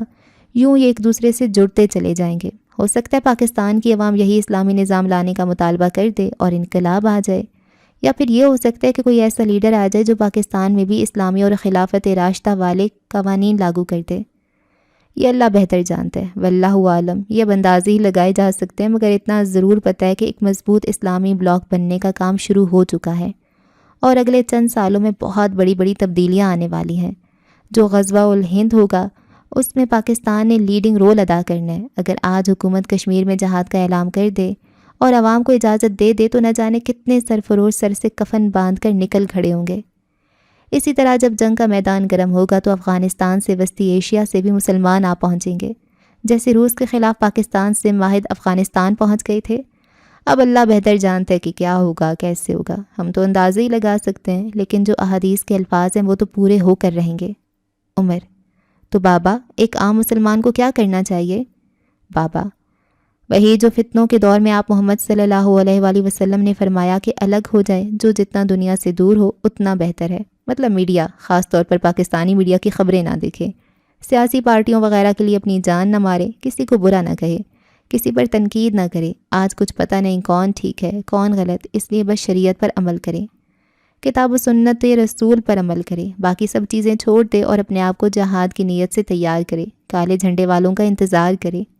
اللہ بہتر جانتا ہے ان میں کون کون شامل ہوں گے۔ ان میں شامل ہونے والوں اور شہید ہونے والوں کو اللہ کے رسول محمد صلی اللہ علیہ وآلہ وسلم نے افضل الشہداء کہا ہے، اور اس لشکر کے ساتھ اللہ کی مدد و نصرت کا بتایا ہے، تو بس خاموشی سے شریعت پر عمل کرے اور خود کو اور اپنی اولاد کو اس جہاد کے لیے تیار کرے جو آگے آنے والا ہے۔ جتنا ہو سکے دوسروں کی مدد کرے، سیاستدانوں سے امیدیں نہ لگائے۔ مفہوم حدیث ہے وہ شخص مومن نہیں ہو سکتا جس نے جہاد میں حصہ نہ لیا ہو اور نہ کبھی جہاد میں شرکت کی خواہش رکھی ہو۔ بس یہی کام میں بھی کر رہا ہوں اور انتظار کر رہا ہوں وہ لشکر آئے اور میں شہید ہو جاؤں۔ بابا نے حسرت بھری لہجے میں کہا۔ عمر خاموشی سے بابا کی باتوں پر غور کرنے لگا۔ تھوڑی دیر بعد بابا نے عمر کو جانے کا کہا کہ وقت کافی ہو چکا تھا۔ عمر نے مسجد سے باہر نکلتے ہوئے بابا کی آواز سنی جو لہک لہک کر چند اشعار پڑھ رہے تھے۔ شہید کا ہے مقام کتنا، افق کے اس پار جا کے دیکھو، حیات تازہ کے کیا مزے ہیں، ذرا یہ گردن کٹا کے دیکھو، کسی کے دل پہ گما نہیں، نہ خبر ذرا چشم و گوش کو ہے، شہید پر جو عنایتیں ہیں کتاب و سنت اٹھا کے دیکھو، نکھرتا جائے گا تن بدن اور جمال آئے گا خال و خطہ پہ، بڑھے گا حسن و جمال کتنا، ذرا لہو میں نہا کے دیکھو۔ یہ حسن فانی کی کیا طلب ہے، خدا کے عاشق بنو تو تب ہے، گلاب بن کر مہک اٹھیں گے، جگر پہ یہ زخم کھا کے دیکھو، نہیں ہے ناداں کو کچھ خبر یہ، شعور والے ہی جانتے ہیں، خدا کی جو میزبانیاں ہیں، وفا کی رسمیں نبھا کے دیکھو، غرور تم کو نہیں ہے زیبا، اسے نہ اوڑو خدا کا حق ہے، ملیں گے عظمت کے تاج کیا کیا، ذرا سا خود کو مٹا کے دیکھو۔ خدیجہ اشعار پڑھ رہی تھی اور عائزہ اسے دیکھے جا رہی تھی۔ پھر خدیجہ کہنے لگی، یہ ایک نظم ہے جو میرے بابا بچپن میں مجھے سنایا کرتے تھے، مجھے بہت اچھی لگتی تھی، اس کے اشعار ابھی تک مجھے یاد ہیں۔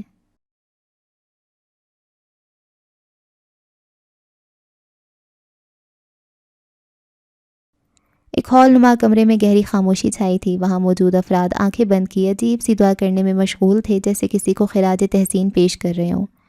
چند لمحوں بعد یہ خاموشی میز کے سرے پر کھڑے ایک کالے رنگ کا لمبا چوغا پہنے اور سر پر ایک کالی ٹوپی لیے شخص کی آواز سے ٹوٹی، جو کہ یہاں موجود سب یہودی لیڈرشپ کا ربی تھا۔ ہم سے ہمارا ایک پیارا دوست جیکب ہم سے بچھڑ چکا ہے، اس کی قربانی رائیگاہ نہیں جائے گی، اس کے ایک کے بدلے ہم ہزاروں کا خون بہائیں گے، اور غیر یہود کا ناپاک خون بہانا ہمارے لیے اجر و ثواب کا بھی باعث ہے۔ ہال میں موجود اس کے قریب افراد نے تائید میں آوازیں نکال کر اپنے عزم کا اظہار کیا، اپنے سامنے موجود شراب کے جام اٹھا کر ہوا میں بلند کیے اور سب نے ایک آواز میں کہا، فار جیکب آر ہیرو۔ اس کے ساتھ ہی سب نے کرسیاں سنبھالیں اور بیٹھ گئے۔ جیکب میری ٹیم کا سب سے ہونہار اور قابل ایجنٹ تھا، وہ آج تک کسی مشن سے ناکام نہیں لوٹا تھا، ایک ادھیڑ عمر شخص نے کہا جس کے سر کے دونوں اطراف میں چند ہی بال بچے تھے۔ کیا ہمیں پتہ چل سکا ہے ایسا کس نے کیا ہے؟ ایک بلیک 3 پیس سوٹ میں ملبوس شخص نے پوچھا۔ اس معاملے میں ہم اندھیرے میں ہی ہیں، سوا ایک خولہ نامی لڑکی کے، اور کسی بات کا ہم ابھی تک نہیں پتہ چلا سکے۔ اس معاملے میں ہم نے معزز ربی سے درخواست کی تھی، اب شاید وہی کچھ بتا سکیں۔ اسی ادھیڑ عمر شخص نے کہا جس کا نام شمون تھا۔ اس کی بات مکمل ہوتی ہی سب کی سوالیہ اور تجسس بھری نگاہیں ربی کی جانب اٹھ گئیں۔ میں نے اپنے خصوص علم سے پتہ چلانے کی کوشش کیا اور سراغ مل گیا ہے۔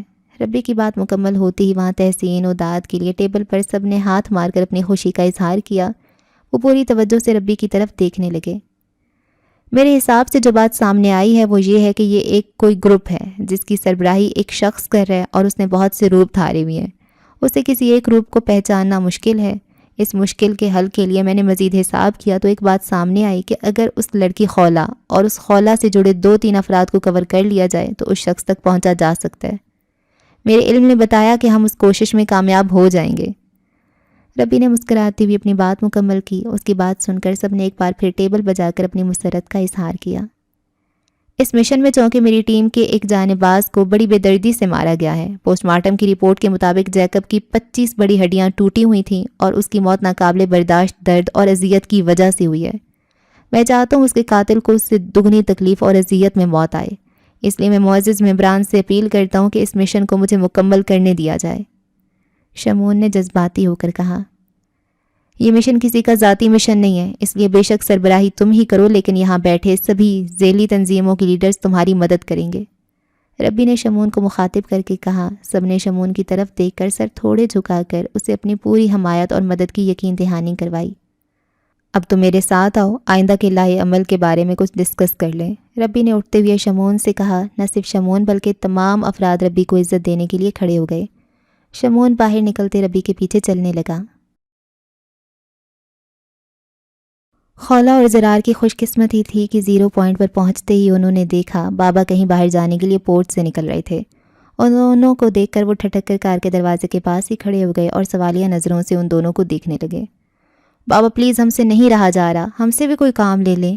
قریب پہنچتے ہی خولا نے التجائیہ لہجے میں کہا۔ تمہیں کیا لگتا ہے کہ کام نہیں ہو رہا؟ بابا نے چپتے لہجے میں سوال کیا۔ نہیں بابا، ہمیں پتہ ہے کہ کام ہو رہا ہے، لیکن ہم چاہتے کہ ہم سے بھی کوئی کام لیا جائے۔ اگر آپ خولا کی وجہ سے نہیں دے رہے تو اس کو رہنے دیں، مجھ سے تو لے لیں۔ خولا کی بجائے زرار نے بابا کو جواب دیا تو اس کے جواب پر خولا نے گھور کر زرار کو دیکھا۔ زرار نے آنکھیں چرا لیں۔ اندر چلے جاؤ، وہاں حیدر کام کر رہا ہے، وہ تمہیں تمہارا کام سمجھا دے گا۔ مجھے پہلے ہی اندازہ تھا کہ تم لوگ چین سے بیٹھ ہی نہیں سکتے، بابا نے کہا اور کار کا دروازہ کھول کر کار میں بیٹھ گئے۔ تھینک یو بابا جانی، دونوں نے خوشی سے سرشار ہو کر کہا اور تیز تیز قدموں سے اندر کی طرف بڑھنے لگے۔ عمر باہر جاتے جاتے رکا اور پھر اشعار پڑھتے بابا کے سامنے جا کر بیٹھ گیا اور کہنے لگا، بابا جو معلومات آپ نے مجھے دی ہیں کیا میں انہیں آگے بتا سکتا ہوں؟ ظاہر ہے بیٹے، یہ تو ایسی باتیں، ایسی حقیقت ہیں جو آج کے ہر مسلمان کو پتہ ہونی چاہیے، بابا نے جواب دیا۔ بابا کیا میں اس لشکر میں شریک ہو سکوں گا؟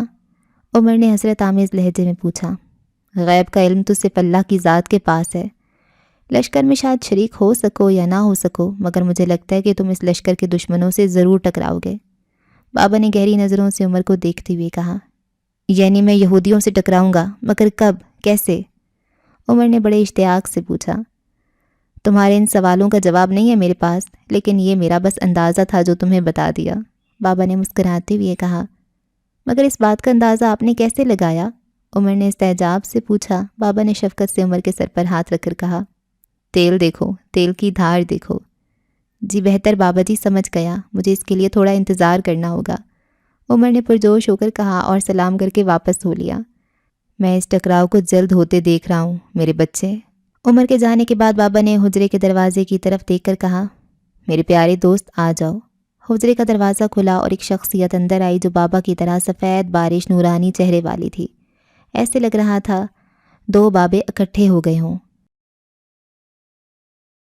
ماسٹر نے حیدر کی 2 دن کی چھٹیوں کی کسر نکال دی تھی، جس کے نتیجے میں حیدر کو مغرب کے بعد اپنا جسم کا ہر جوڑ الگ ہوتا محسوس ہو رہا تھا۔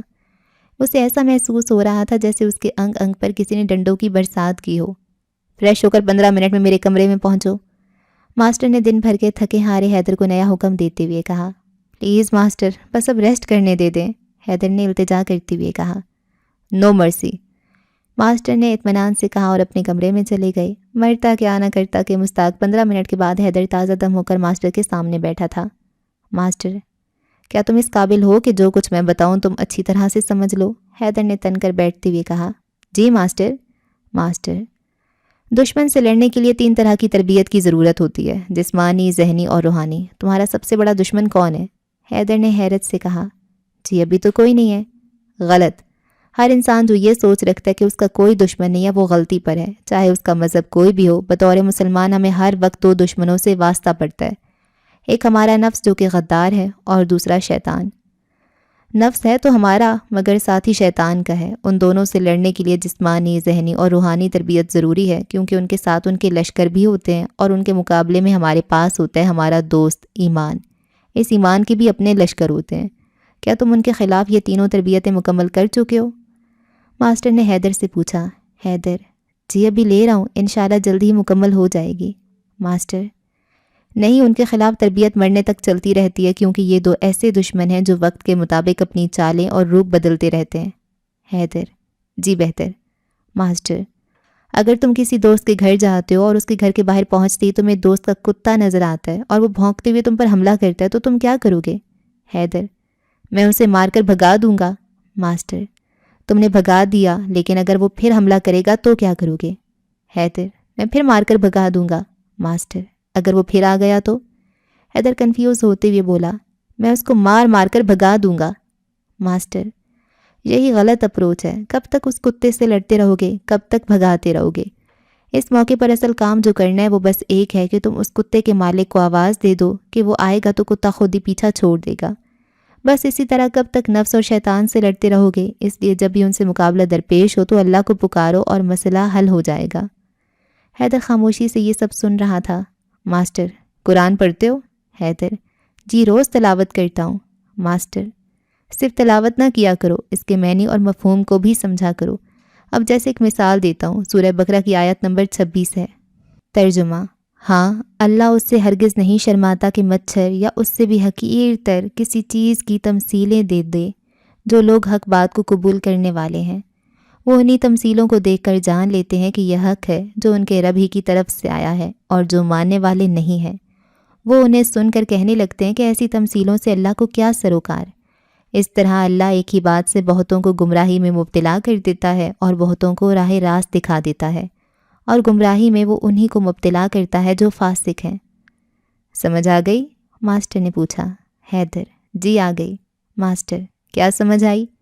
حیدر حیران ہوتے ہوئے بولا، یہی کہ اللہ اس بات سے نہیں شرماتا کہ مچھر یا اس سے بھی کم تر حقیر چیز کی مثال دے، اور وہ اس ایک بات ہی کو گمراہی اور ہدایت کا ذریعہ بنا دیتا ہے۔ ماسٹر، بے شک اللہ تعالیٰ قرآن سے بعض لوگوں کو ہدایت دیتے ہیں اور بعض کو گمراہ کر دیتے ہیں، اس لیے جو منافق ہوتے ہیں وہ گمراہ ہو جاتے ہیں اور مسلمان ہدایت پاتے ہیں۔ لیکن تم اب اس کی گہرائی میں جاؤ اور گہرائی میں جا کر اس کا تجزیہ کرو۔ حیدر نے حیران و پریشان ہوتے ہوئے کہا، میں گہرائی میں کیسے جاؤں؟ ماسٹر، ان لفظوں پر غور کرو۔ اللہ تعالیٰ نے ایک مچھر کو انتہائی حقیر کہتے ہوئے اس کی مثال دی ہے، اور اللہ کی دی ہوئی مثال کوئی عام بات نہیں ہوتی۔ چلو تم سب چھوڑو، بس ایک لفظ مچھر کو ہی لے لو اور اس کے بارے میں جانو۔ تم مچھر کے بارے میں کیا جانتے ہو؟ حیدر نے حیران و پریشان ہو کر کہا، مچھر تو بس مچھر ہوتا ہے۔ ماسٹر نے مسکراتے ہوئے کہا، نہیں، مچھر بس ایک مچھر نہیں ہوتا، وہ ایک سروائیور، ایک سائنسدان، ایک سرجن، ایک کیمسٹ، ایک دنیاوی ذہانت سے لبریز چیز ہے، ایک پلانر، ایک غوطہ خور، ایک مائکرو بایولوجسٹ، ایک فزسٹ، یہ سب ہوتا ہے۔ یہ ساری خوبیاں ایک مچھر میں پائی جاتی ہیں۔ حیدر آنکھیں بے یقینی سے سانس روک کر ماسٹر کو دیکھنے لگا، سوچنے لگا کہ کیا ماسٹر کا دماغ چل گیا جو منہ میں آ رہا ہے کہیں جا رہا ہے، اور حیران ہوتے ہوئے کہنے لگا، کچھ سمجھ نہیں آئی۔ ماسٹر کھڑا ہو گیا اور کمپیوٹر آن کر کے حیدر کی طرف دیکھ کر ٹہلتے ہوئے کہنے لگا، مچھروں کے بارے میں عام طور پر یہ مشہور ہے کہ یہ خون چوستے ہیں اور اسی خون پر زندہ رہتے ہیں، مگر یہ بالکل سچ نہیں ہے، اسی لیے کہ تمام مچھر خون نہیں چوستے، صرف مادہ مچھر خون چوستے ہیں۔ مادہ مچھروں کو خون چوسنے کی ضرورت اس لیے پیش آتی ہے کیونکہ ان کو انڈوں کے لیے ایسے مادوں کی ضرورت ہوتی ہے جو ان کی انڈوں کی افزائش کے لیے ضروری ہیں۔ وہ خون اس لیے چوستے ہیں تاکہ اپنی نسل جاری رکھ سکیں۔ سب سے پہلے ایک فزسٹ کا رول ادا کرتے ہوئے ایک نر مچھر مادہ مچھر کو تلاش کرنے کے لیے اپنے اینٹینا سے ویوز اور سگنلز نشر کرتا ہے۔ یہ سگنلز مادہ مچھروں کے اینٹینوں سے نکلنے والے سگنلز کو کیچ کرتا ہے، اسی طرح جیسے ایک ریڈار کام کرتے ہوئے دشمن جہازوں کو ٹریس کرتا ہے۔ نر مچھروں کے اینٹینا مادہ مچھروں کے اینٹینوں سے مختلف کام کرتے ہیں۔ نر مچھر کے ساتھ کچھ ایسے اضافی حصے ہوتے ہیں جو ہوا میں اڑتے ہوئے مادہ مچھر سے جفتی کے لیے اسے دبوچ لینے میں مدد دیتے ہیں۔ نر مچھر جھنڈ بنا کر اڑتے ہیں۔ جب ایک مادہ مچھر ان میں داخل ہوتا ہے تو نر مچھر اسے اڑتے اڑتے قابو کر لیتا ہے اور اسی دوران عمل جفتی واقع ہوتا ہے۔ جفتی کا وقت بہت مختصر ہوتا ہے اور نر مچھر بہت جلد واپس اپنے جھنڈ سے جا ملتا ہے۔ یہ وہ لمحہ ہوتا ہے جس میں مادہ مچھر کو اپنے انڈوں کی نشو و نما کے لیے خون کی ضرورت ہوتی ہے۔ حیدر حیران ہو کر یہ سب سن رہا تھا اور پوری توجہ ماسٹر پر مرکوز کیے بیٹھا تھا کہ کہیں کوئی لفظ سننے سے رہ نہ جائے۔ اب اس مرحلے سے مادہ مچھر ایک سرویئر کی طرح کام کرتے ہوئے سروے شروع کر دیتی ہے۔ مادہ مچھر زمین کا ابتدائی جائزہ بڑی احتیاط سے لیتی ہے، جس کے لیے وہ اپنے پیٹ کے نیچے موجود نازک قدرتی آلہ یعنی ریسیپٹرز استعمال کرتی ہے۔ جو ہی کوئی مناسب جگہ مل جاتی ہے وہ اپنے انڈے وہاں موجود پانی پر جمع کرنے شروع کر دیتی ہے۔ بہترین مینجمنٹ کا مظاہرہ کرتے ہوئے یہ انڈے جو لمبائی میں 1 ملی میٹر سے کم ہوتے ہیں انہیں اکٹھا کتاروں میں یا ایک ایک کر کے کتار میں رکھ دیا جاتا ہے۔ اکٹھے رکھے ہوئے انڈوں میں بعض اوقات تقریباً 300 انڈے ہوتے ہیں۔ اب یہاں سے کیمسٹری شروع ہو جاتی ہے۔ صاف ستھرے طریقے سے رکھے گئے یہ انڈے شیل میں موجود کیمیکلز کی وجہ سے جلد سیاہ پڑنے شروع ہو جاتے ہیں اور پھر 2 گھنٹوں کے اندر سیاہ لاروے باہر آ جاتے ہیں۔ سیاہ رنگ انہیں دوسرے کیڑے مکوڑوں اور پرندوں کی نظروں سے بچائے رکھتا ہے۔ یہیں سے یعنی انتہائی بچپن سے ہی یہ سیلف ڈیفنس کا مظاہرہ کرتے ہوئے لاروے اپنی کھال کے رنگ اپنے ارد گرد کے ماحول کے مطابق تبدیل کرتے رہتے ہیں۔ یہ ان کی حفاظت کرنے میں مدد دیتا ہے۔ انڈوں اور لاروے کے رنگ مختلف پیچیدہ کیمیائی عوامل کے ذریعے تبدیل ہوتے ہیں۔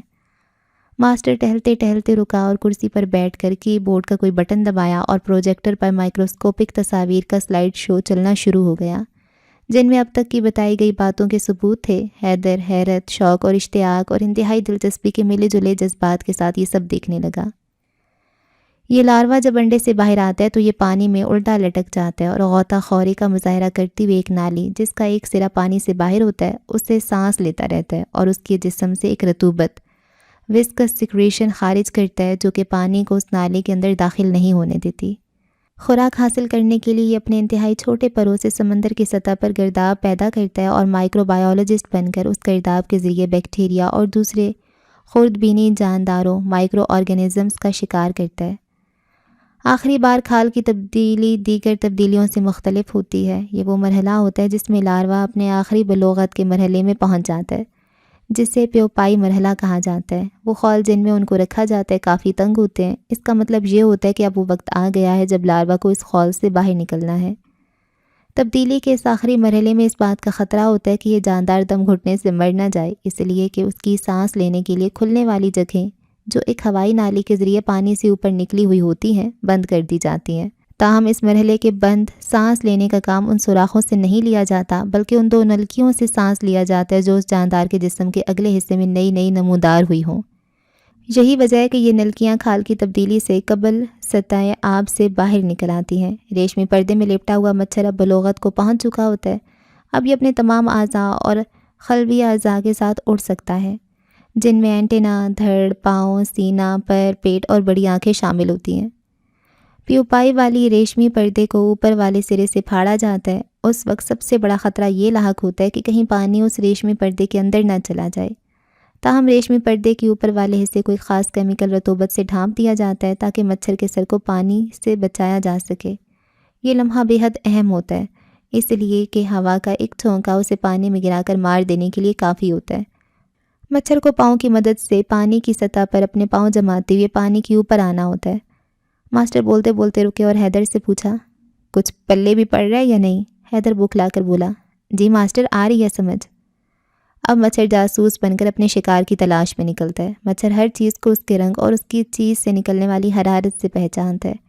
اس جاسوس کے لیے وہ اپنے سر پر موجود 100 آنکھوں سے کام لیتا ہے۔ مچھر کی 100 آنکھیں ہوتی ہیں؟ حیدر نے نہ چاہتے ہوئے بھی حیرت سے دہرایا، جیسے اس نے واقعی ٹھیک سنا ہے یا سننے میں غلطی ہو گئی ہے۔ ہاں، مچھر کی لگ بھگ 100 آنکھیں ہوتی ہیں۔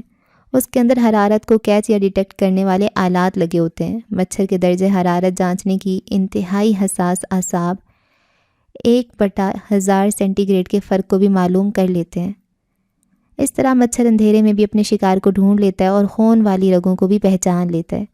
اب یہ مچھر ایک ڈاکٹر اور سرجن بن جاتا ہے۔ سب سے پہلے یہ 2 دھاری آرے کی مانند اپنے تقریباً 47 دانتوں سے یہ جلد کو کاٹتا ہے۔ اس کے بعد اپنی 2 نیڈل سے انسانی جسم کے ٹیشوز کو پکڑتا ہے اور فوراً سوراخ والی جگہ کے ارد گرد ایک کیمیکل لگا دیتا ہے۔ پتہ ہے وہ یہ کیمیکل کیوں لگاتا ہے؟ بتاتے بتاتے اچانک ماسٹر نے سوال پوچھ لیا۔ جواباً حیدر نے نفی میں سر ہلا دیا۔ انسانی خون میں وائٹ بلڈ سیلز ہوتے ہیں جو کہ زخم لگنے پر زخم کے اوپر ایک تہہ بناتے ہیں تاکہ خون باہر نہ نکل سکے، اس لیے معمولی زخم چند منٹوں میں بھر جاتا ہے۔ اب مچھر کو پتہ ہوتا ہے کہ جیسے ہی سوراخ ہوگا تو فوراً خون میں موجود یہ وائٹ بلڈ سیلز اس انتہائی معمولی سوراخ کو فوراً بند کر دیں گے، اس لیے وہ اپنے پاس آلریڈی موجود کیمیکل سے سوراخ کے اندرونی اطراف میں ایک دیوار کھڑی کر دیتا ہے، جس کی وجہ سے وائٹ بلڈ سیلز سوراخ تک نہیں پہنچ پاتے اور یوں مچھر کو موقع مل جاتا ہے اپنا آپریشن پورا کرنے کا۔ جب وہ نیڈل سے ٹیشوز کو پکڑ لیتا ہے تو پھر اپنے پائپ نما ڈنگ سے کور ہٹاتا ہے اس کے۔ اس سے پہلے ماسٹر کچھ بولتا حیدر حیرت سے بول پڑا کہ اس کے پائپ نما ڈنگ پر کور بھی ہوتا ہے؟ ماسٹر نے کہا، ہاں کور بھی ہوتا ہے، اور وہ کور ہٹا کر پائپ نما ڈنگ سے خون پینا شروع کر دیتا ہے۔ اب پروجیکٹر پر ایک ویڈیو چل رہی تھی جسے حیدر بغور دیکھ رہا تھا۔ حیرت انگیز، یہ سب حیرت انگیز ہے، حیدر نے بڑبڑاتے ہوئے کہا۔ اس سے زیادہ حیرت انگیز قرآن ہے، جس کے اندر نہ جانے کتنے اسرار و رموز چھپے ہیں۔ اب ایک ایسی چیز جس سے اللہ تعالیٰ نے انتہائی حقیر کہا ہے وہ ایسی ہے تو پھر وہ چیز کیسی ہوگی جس کی اللہ تعالیٰ نے تعریف فرمائی؟ اب اس مچھر کا ایک اور پہلو بھی ہے، ماسٹر نے کہا تو حیدر چونک کر ماسٹر کو دیکھنے لگا۔ پتہ ہے کئی مچھروں کی موت کیسے ہوتی ہے؟ حیدر نے اپنی حسب معمول عادت کو برقرار رکھتے ہوئے نفی میں سر ہلایا۔ جیسے جیسے مچھر خون پیتا چلا جاتا ہے ویسے ویسے اس کا دماغ کا وہ حصہ جو خون کی مقدار حسب ضرورت رکھنے کا حکم جاری کرتا ہے وہ کمزور ہوتا چلا جاتا ہے، اور یہاں تک کہ وہ اتنا خون پی لیتا ہے کہ اس کا پیٹ پھٹ جاتا ہے اور وہ مر جاتا ہے۔ اس سے ہمیں 2 سبق ملتے ہیں۔ پہلا یہ کہ کبھی پیٹ بھر کر نہ کھاؤ، کیونکہ جیسے جیسے پیٹ بھرتا جاتا ہے ویسے ویسے اس کی عقل اور دانش پر برا اثر پڑتا چلا جاتا ہے۔ اس لیے نوٹ کرنا، جتنے بھی دانشور گزرے ہیں وہ کھانا صرف اتنا ہی کھاتے تھے جتنی ضرورت ہوتی تھی۔ اور دوسرا پہلو یہ بھی ہے کہ اس مچھر کے ذریعے اللہ تعالیٰ وارننگ دے رہا ہے حریص، لالچی اور ظالم لوگوں کو کہ ایسا نہ سمجھو کہ تم خون پیتے رہو گے تو کچھ نہیں ہوگا، یہی لالچ اور یہی ظلم تمہیں لے ڈوبے گا۔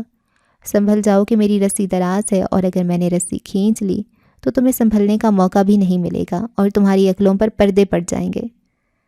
ماسٹر اتنا کہہ کر خاموش ہو گئے۔ حیدر کبھی ماسٹر کو دیکھتا اور کبھی سامنے چلنے والی ویڈیو سلائیڈ شو کو دیکھتا۔ اسے اندازہ ہی نہیں تھا کہ قرآن میں ایسا بھی کچھ ہو سکتا ہے۔ بس ایک لفظ مچھر سے اللہ تعالیٰ نے کیا کچھ سمجھا دیا، اپنی زبردست قدرت کا مظاہرہ کیا اور ساتھ ہی فرما دیا کہ یہ تو میرے لیے انتہائی حقیر ہے۔ اس مچھر کی مثال دیتے ہوئے منافقین اور مسلمانوں کے درمیان فرق بتا دیا، کھانے کا بہترین طریقہ بتا دیا، حریص اور ظالم لوگوں کو وارننگ بھی دے دی۔ اس لیے کہتے ہیں کہ قرآن کریم کے ایک ایک حرف میں وہ راز چھپے ہیں جس سے عقل انسانی دنگ رہ جاتی ہے۔ یہ تو ابھی تک کی تحقیق کا نتیجہ ہے، آئندہ نہ جانے اس ایک لفظ مچھر اور کتنے اسرار و رموز کھولے گا، یہ تو آنے والا وقت ہی بتائے گا۔ اچھا جی، اس ایپیسوڈ کو یہاں پہ ختم کرتے ہیں، اور مزید اس کی 4-5 قسطیں آ جائیں گی اور پھر یہ ناول ختم ہو جائے گا۔ اچھا، ناول کی بات کریں تو ابھی تک ان کا مشن جو ہے، اچھا میں یہ جو باتیں ہیں ان پہ میں بات نہیں کروں گی کیونکہ آلریڈی ان پہ بہت باتیں ہو گئی ہیں، میں صرف سٹوری کی بات کروں گی جو کہ اس ناول میں بہت کم ہے۔ خیر، تو خولا اور زرار ان کی ٹیمیں شامل ہو گئے ہیں اور وہاں پر وہ جیکب کی موت ہو گئی ہے تو وہ اس کے لیے بدلہ لینا چاہتے ہیں، شمعون وغیرہ۔ ٹھیک ہے، ایک یہ سین ہو گیا، ایک یہ سین ہو گیا۔ دوسرا سین یہ ہو گیا کہ عمر بابا جی کے پاس جاتا ہے اور وہ بابا اسے بہت سی باتیں بتاتے ہیں، ٹھیک ہے۔ اور ایک عائزہ اور خدیجہ والا سین ہے کہ اچھا یہ مجھے بات تھوڑی ویئرڈ لگ رہی ہے کہ وہ پہلی دفعہ خدیجہ سے ملتی ہے اور پہلی دفعہ ہی خدیجہ اس کو ایسے ایڈونچر پہ لے جاتی ہے کہ اس کا تو برا حال ہو جاتا ہے، صرف اسے یہ سمجھانے کے لیے کہ جب موت آئے گی نا تو بہت بری ہوگی موت، اور ایسی سچویشن میں تمہیں عمر نہیں، تمہیں اللہ یاد آیا تو مطلب تمہیں اللہ کو سوچنا ہے، صرف یہ سمجھانا تھا، اور اس بیچاری کی تو اس نے حالت خراب کر دی ہے۔ تو خدیجہ کا طریقہ کچھ زیادہ ہی ایڈونچرس تھا، ایسا نہیں ہونا چاہیے، خیر سوری بھی بول رہی ہوتی ہے۔ تو میں بھی سوچ رہی تھی کیا طریقہ ہوگا جس سے اس کے دل سے محبت نکالے گی۔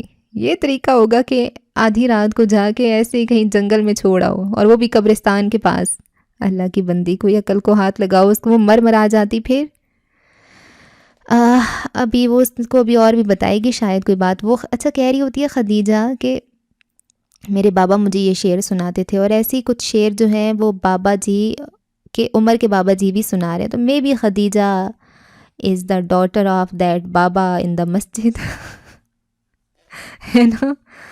اچھا تو یہ بھی ہو سکتا ہے، اور عمر کو میہانی بھی ملی ہے جو ان کی بیٹی ہے۔ میں سٹوری کی صرف اس لیے بات کر رہی ہوں کیونکہ آلریڈی یہاں پر بہت ساری باتیں ہیں، میرے خیال سے یہ باتیں بتانے کے لیے ایک چھوٹی سی سٹوری بنا دی گئی ہے تاکہ ہم لوگ سٹوری کے سینس میں یہ باتیں بھی پڑھ لیں، ٹھیک ہے۔ تو یہ تو بہت کچھ باتیں تو مجھے پتہ تھی، بلکہ کافی ساری پتہ تھی ایکچولی، ہاں۔ تو یہ خراساں وغیرہ سے ایک لشکر بنے گا، اب پاکستان اور انڈیا، افغانستان، یہ ان علاقوں کی باری ہے، یہاں سے ایک لشکر بن کے جائے گا، یہ تو مجھے پتہ تھا، ٹھیک ہے۔ تو اب یہ نہیں پتہ تھا کہ یہ 3 اولاد ہیں حضرت نوح علیہ السلام کی جنہوں نے یہ کام کرنا ہے، تو پہلی 2 اولادوں نے اسلام کا پرچم بلند کر لیا، اب یہ تیسری کی باری ہے، ٹھیک ہے۔ تو یہ پتہ تھا، لیکن کچھ چیزیں مجھے لگ رہا ہے کہ بہت ایگزیجریٹ ہوئی ہیں، جیسے یہ مچھر کی بات، 4-5 صفحے بلکہ اس سے زیادہ صفحے ہیں جو کہ ایک پیج تقریباً میں 4 منٹ میں پڑھ رہی ہوں، تو اتنی یہ 15-20 منٹ کی کہانی مچھر کی تھی، وہی صرف کہہ دیا جاتا کہ مچھر اس لیے مر جاتا ہے کہ وہ زیادہ پی لیتا ہے، خون پی لیتا ہے، تو اس سے یہ سبق ملتا ہے۔ اس کے یہ سارے فیزز بتانے کی مجھے نہیں لگتا ضرورت تھی۔ انفارمیشن ٹھیک ہے، لیکن ہم انفارمیشن کے لیے تو نہیں پڑھ رہے نا، ہمیں تو سٹوری چاہیے، ہے نا۔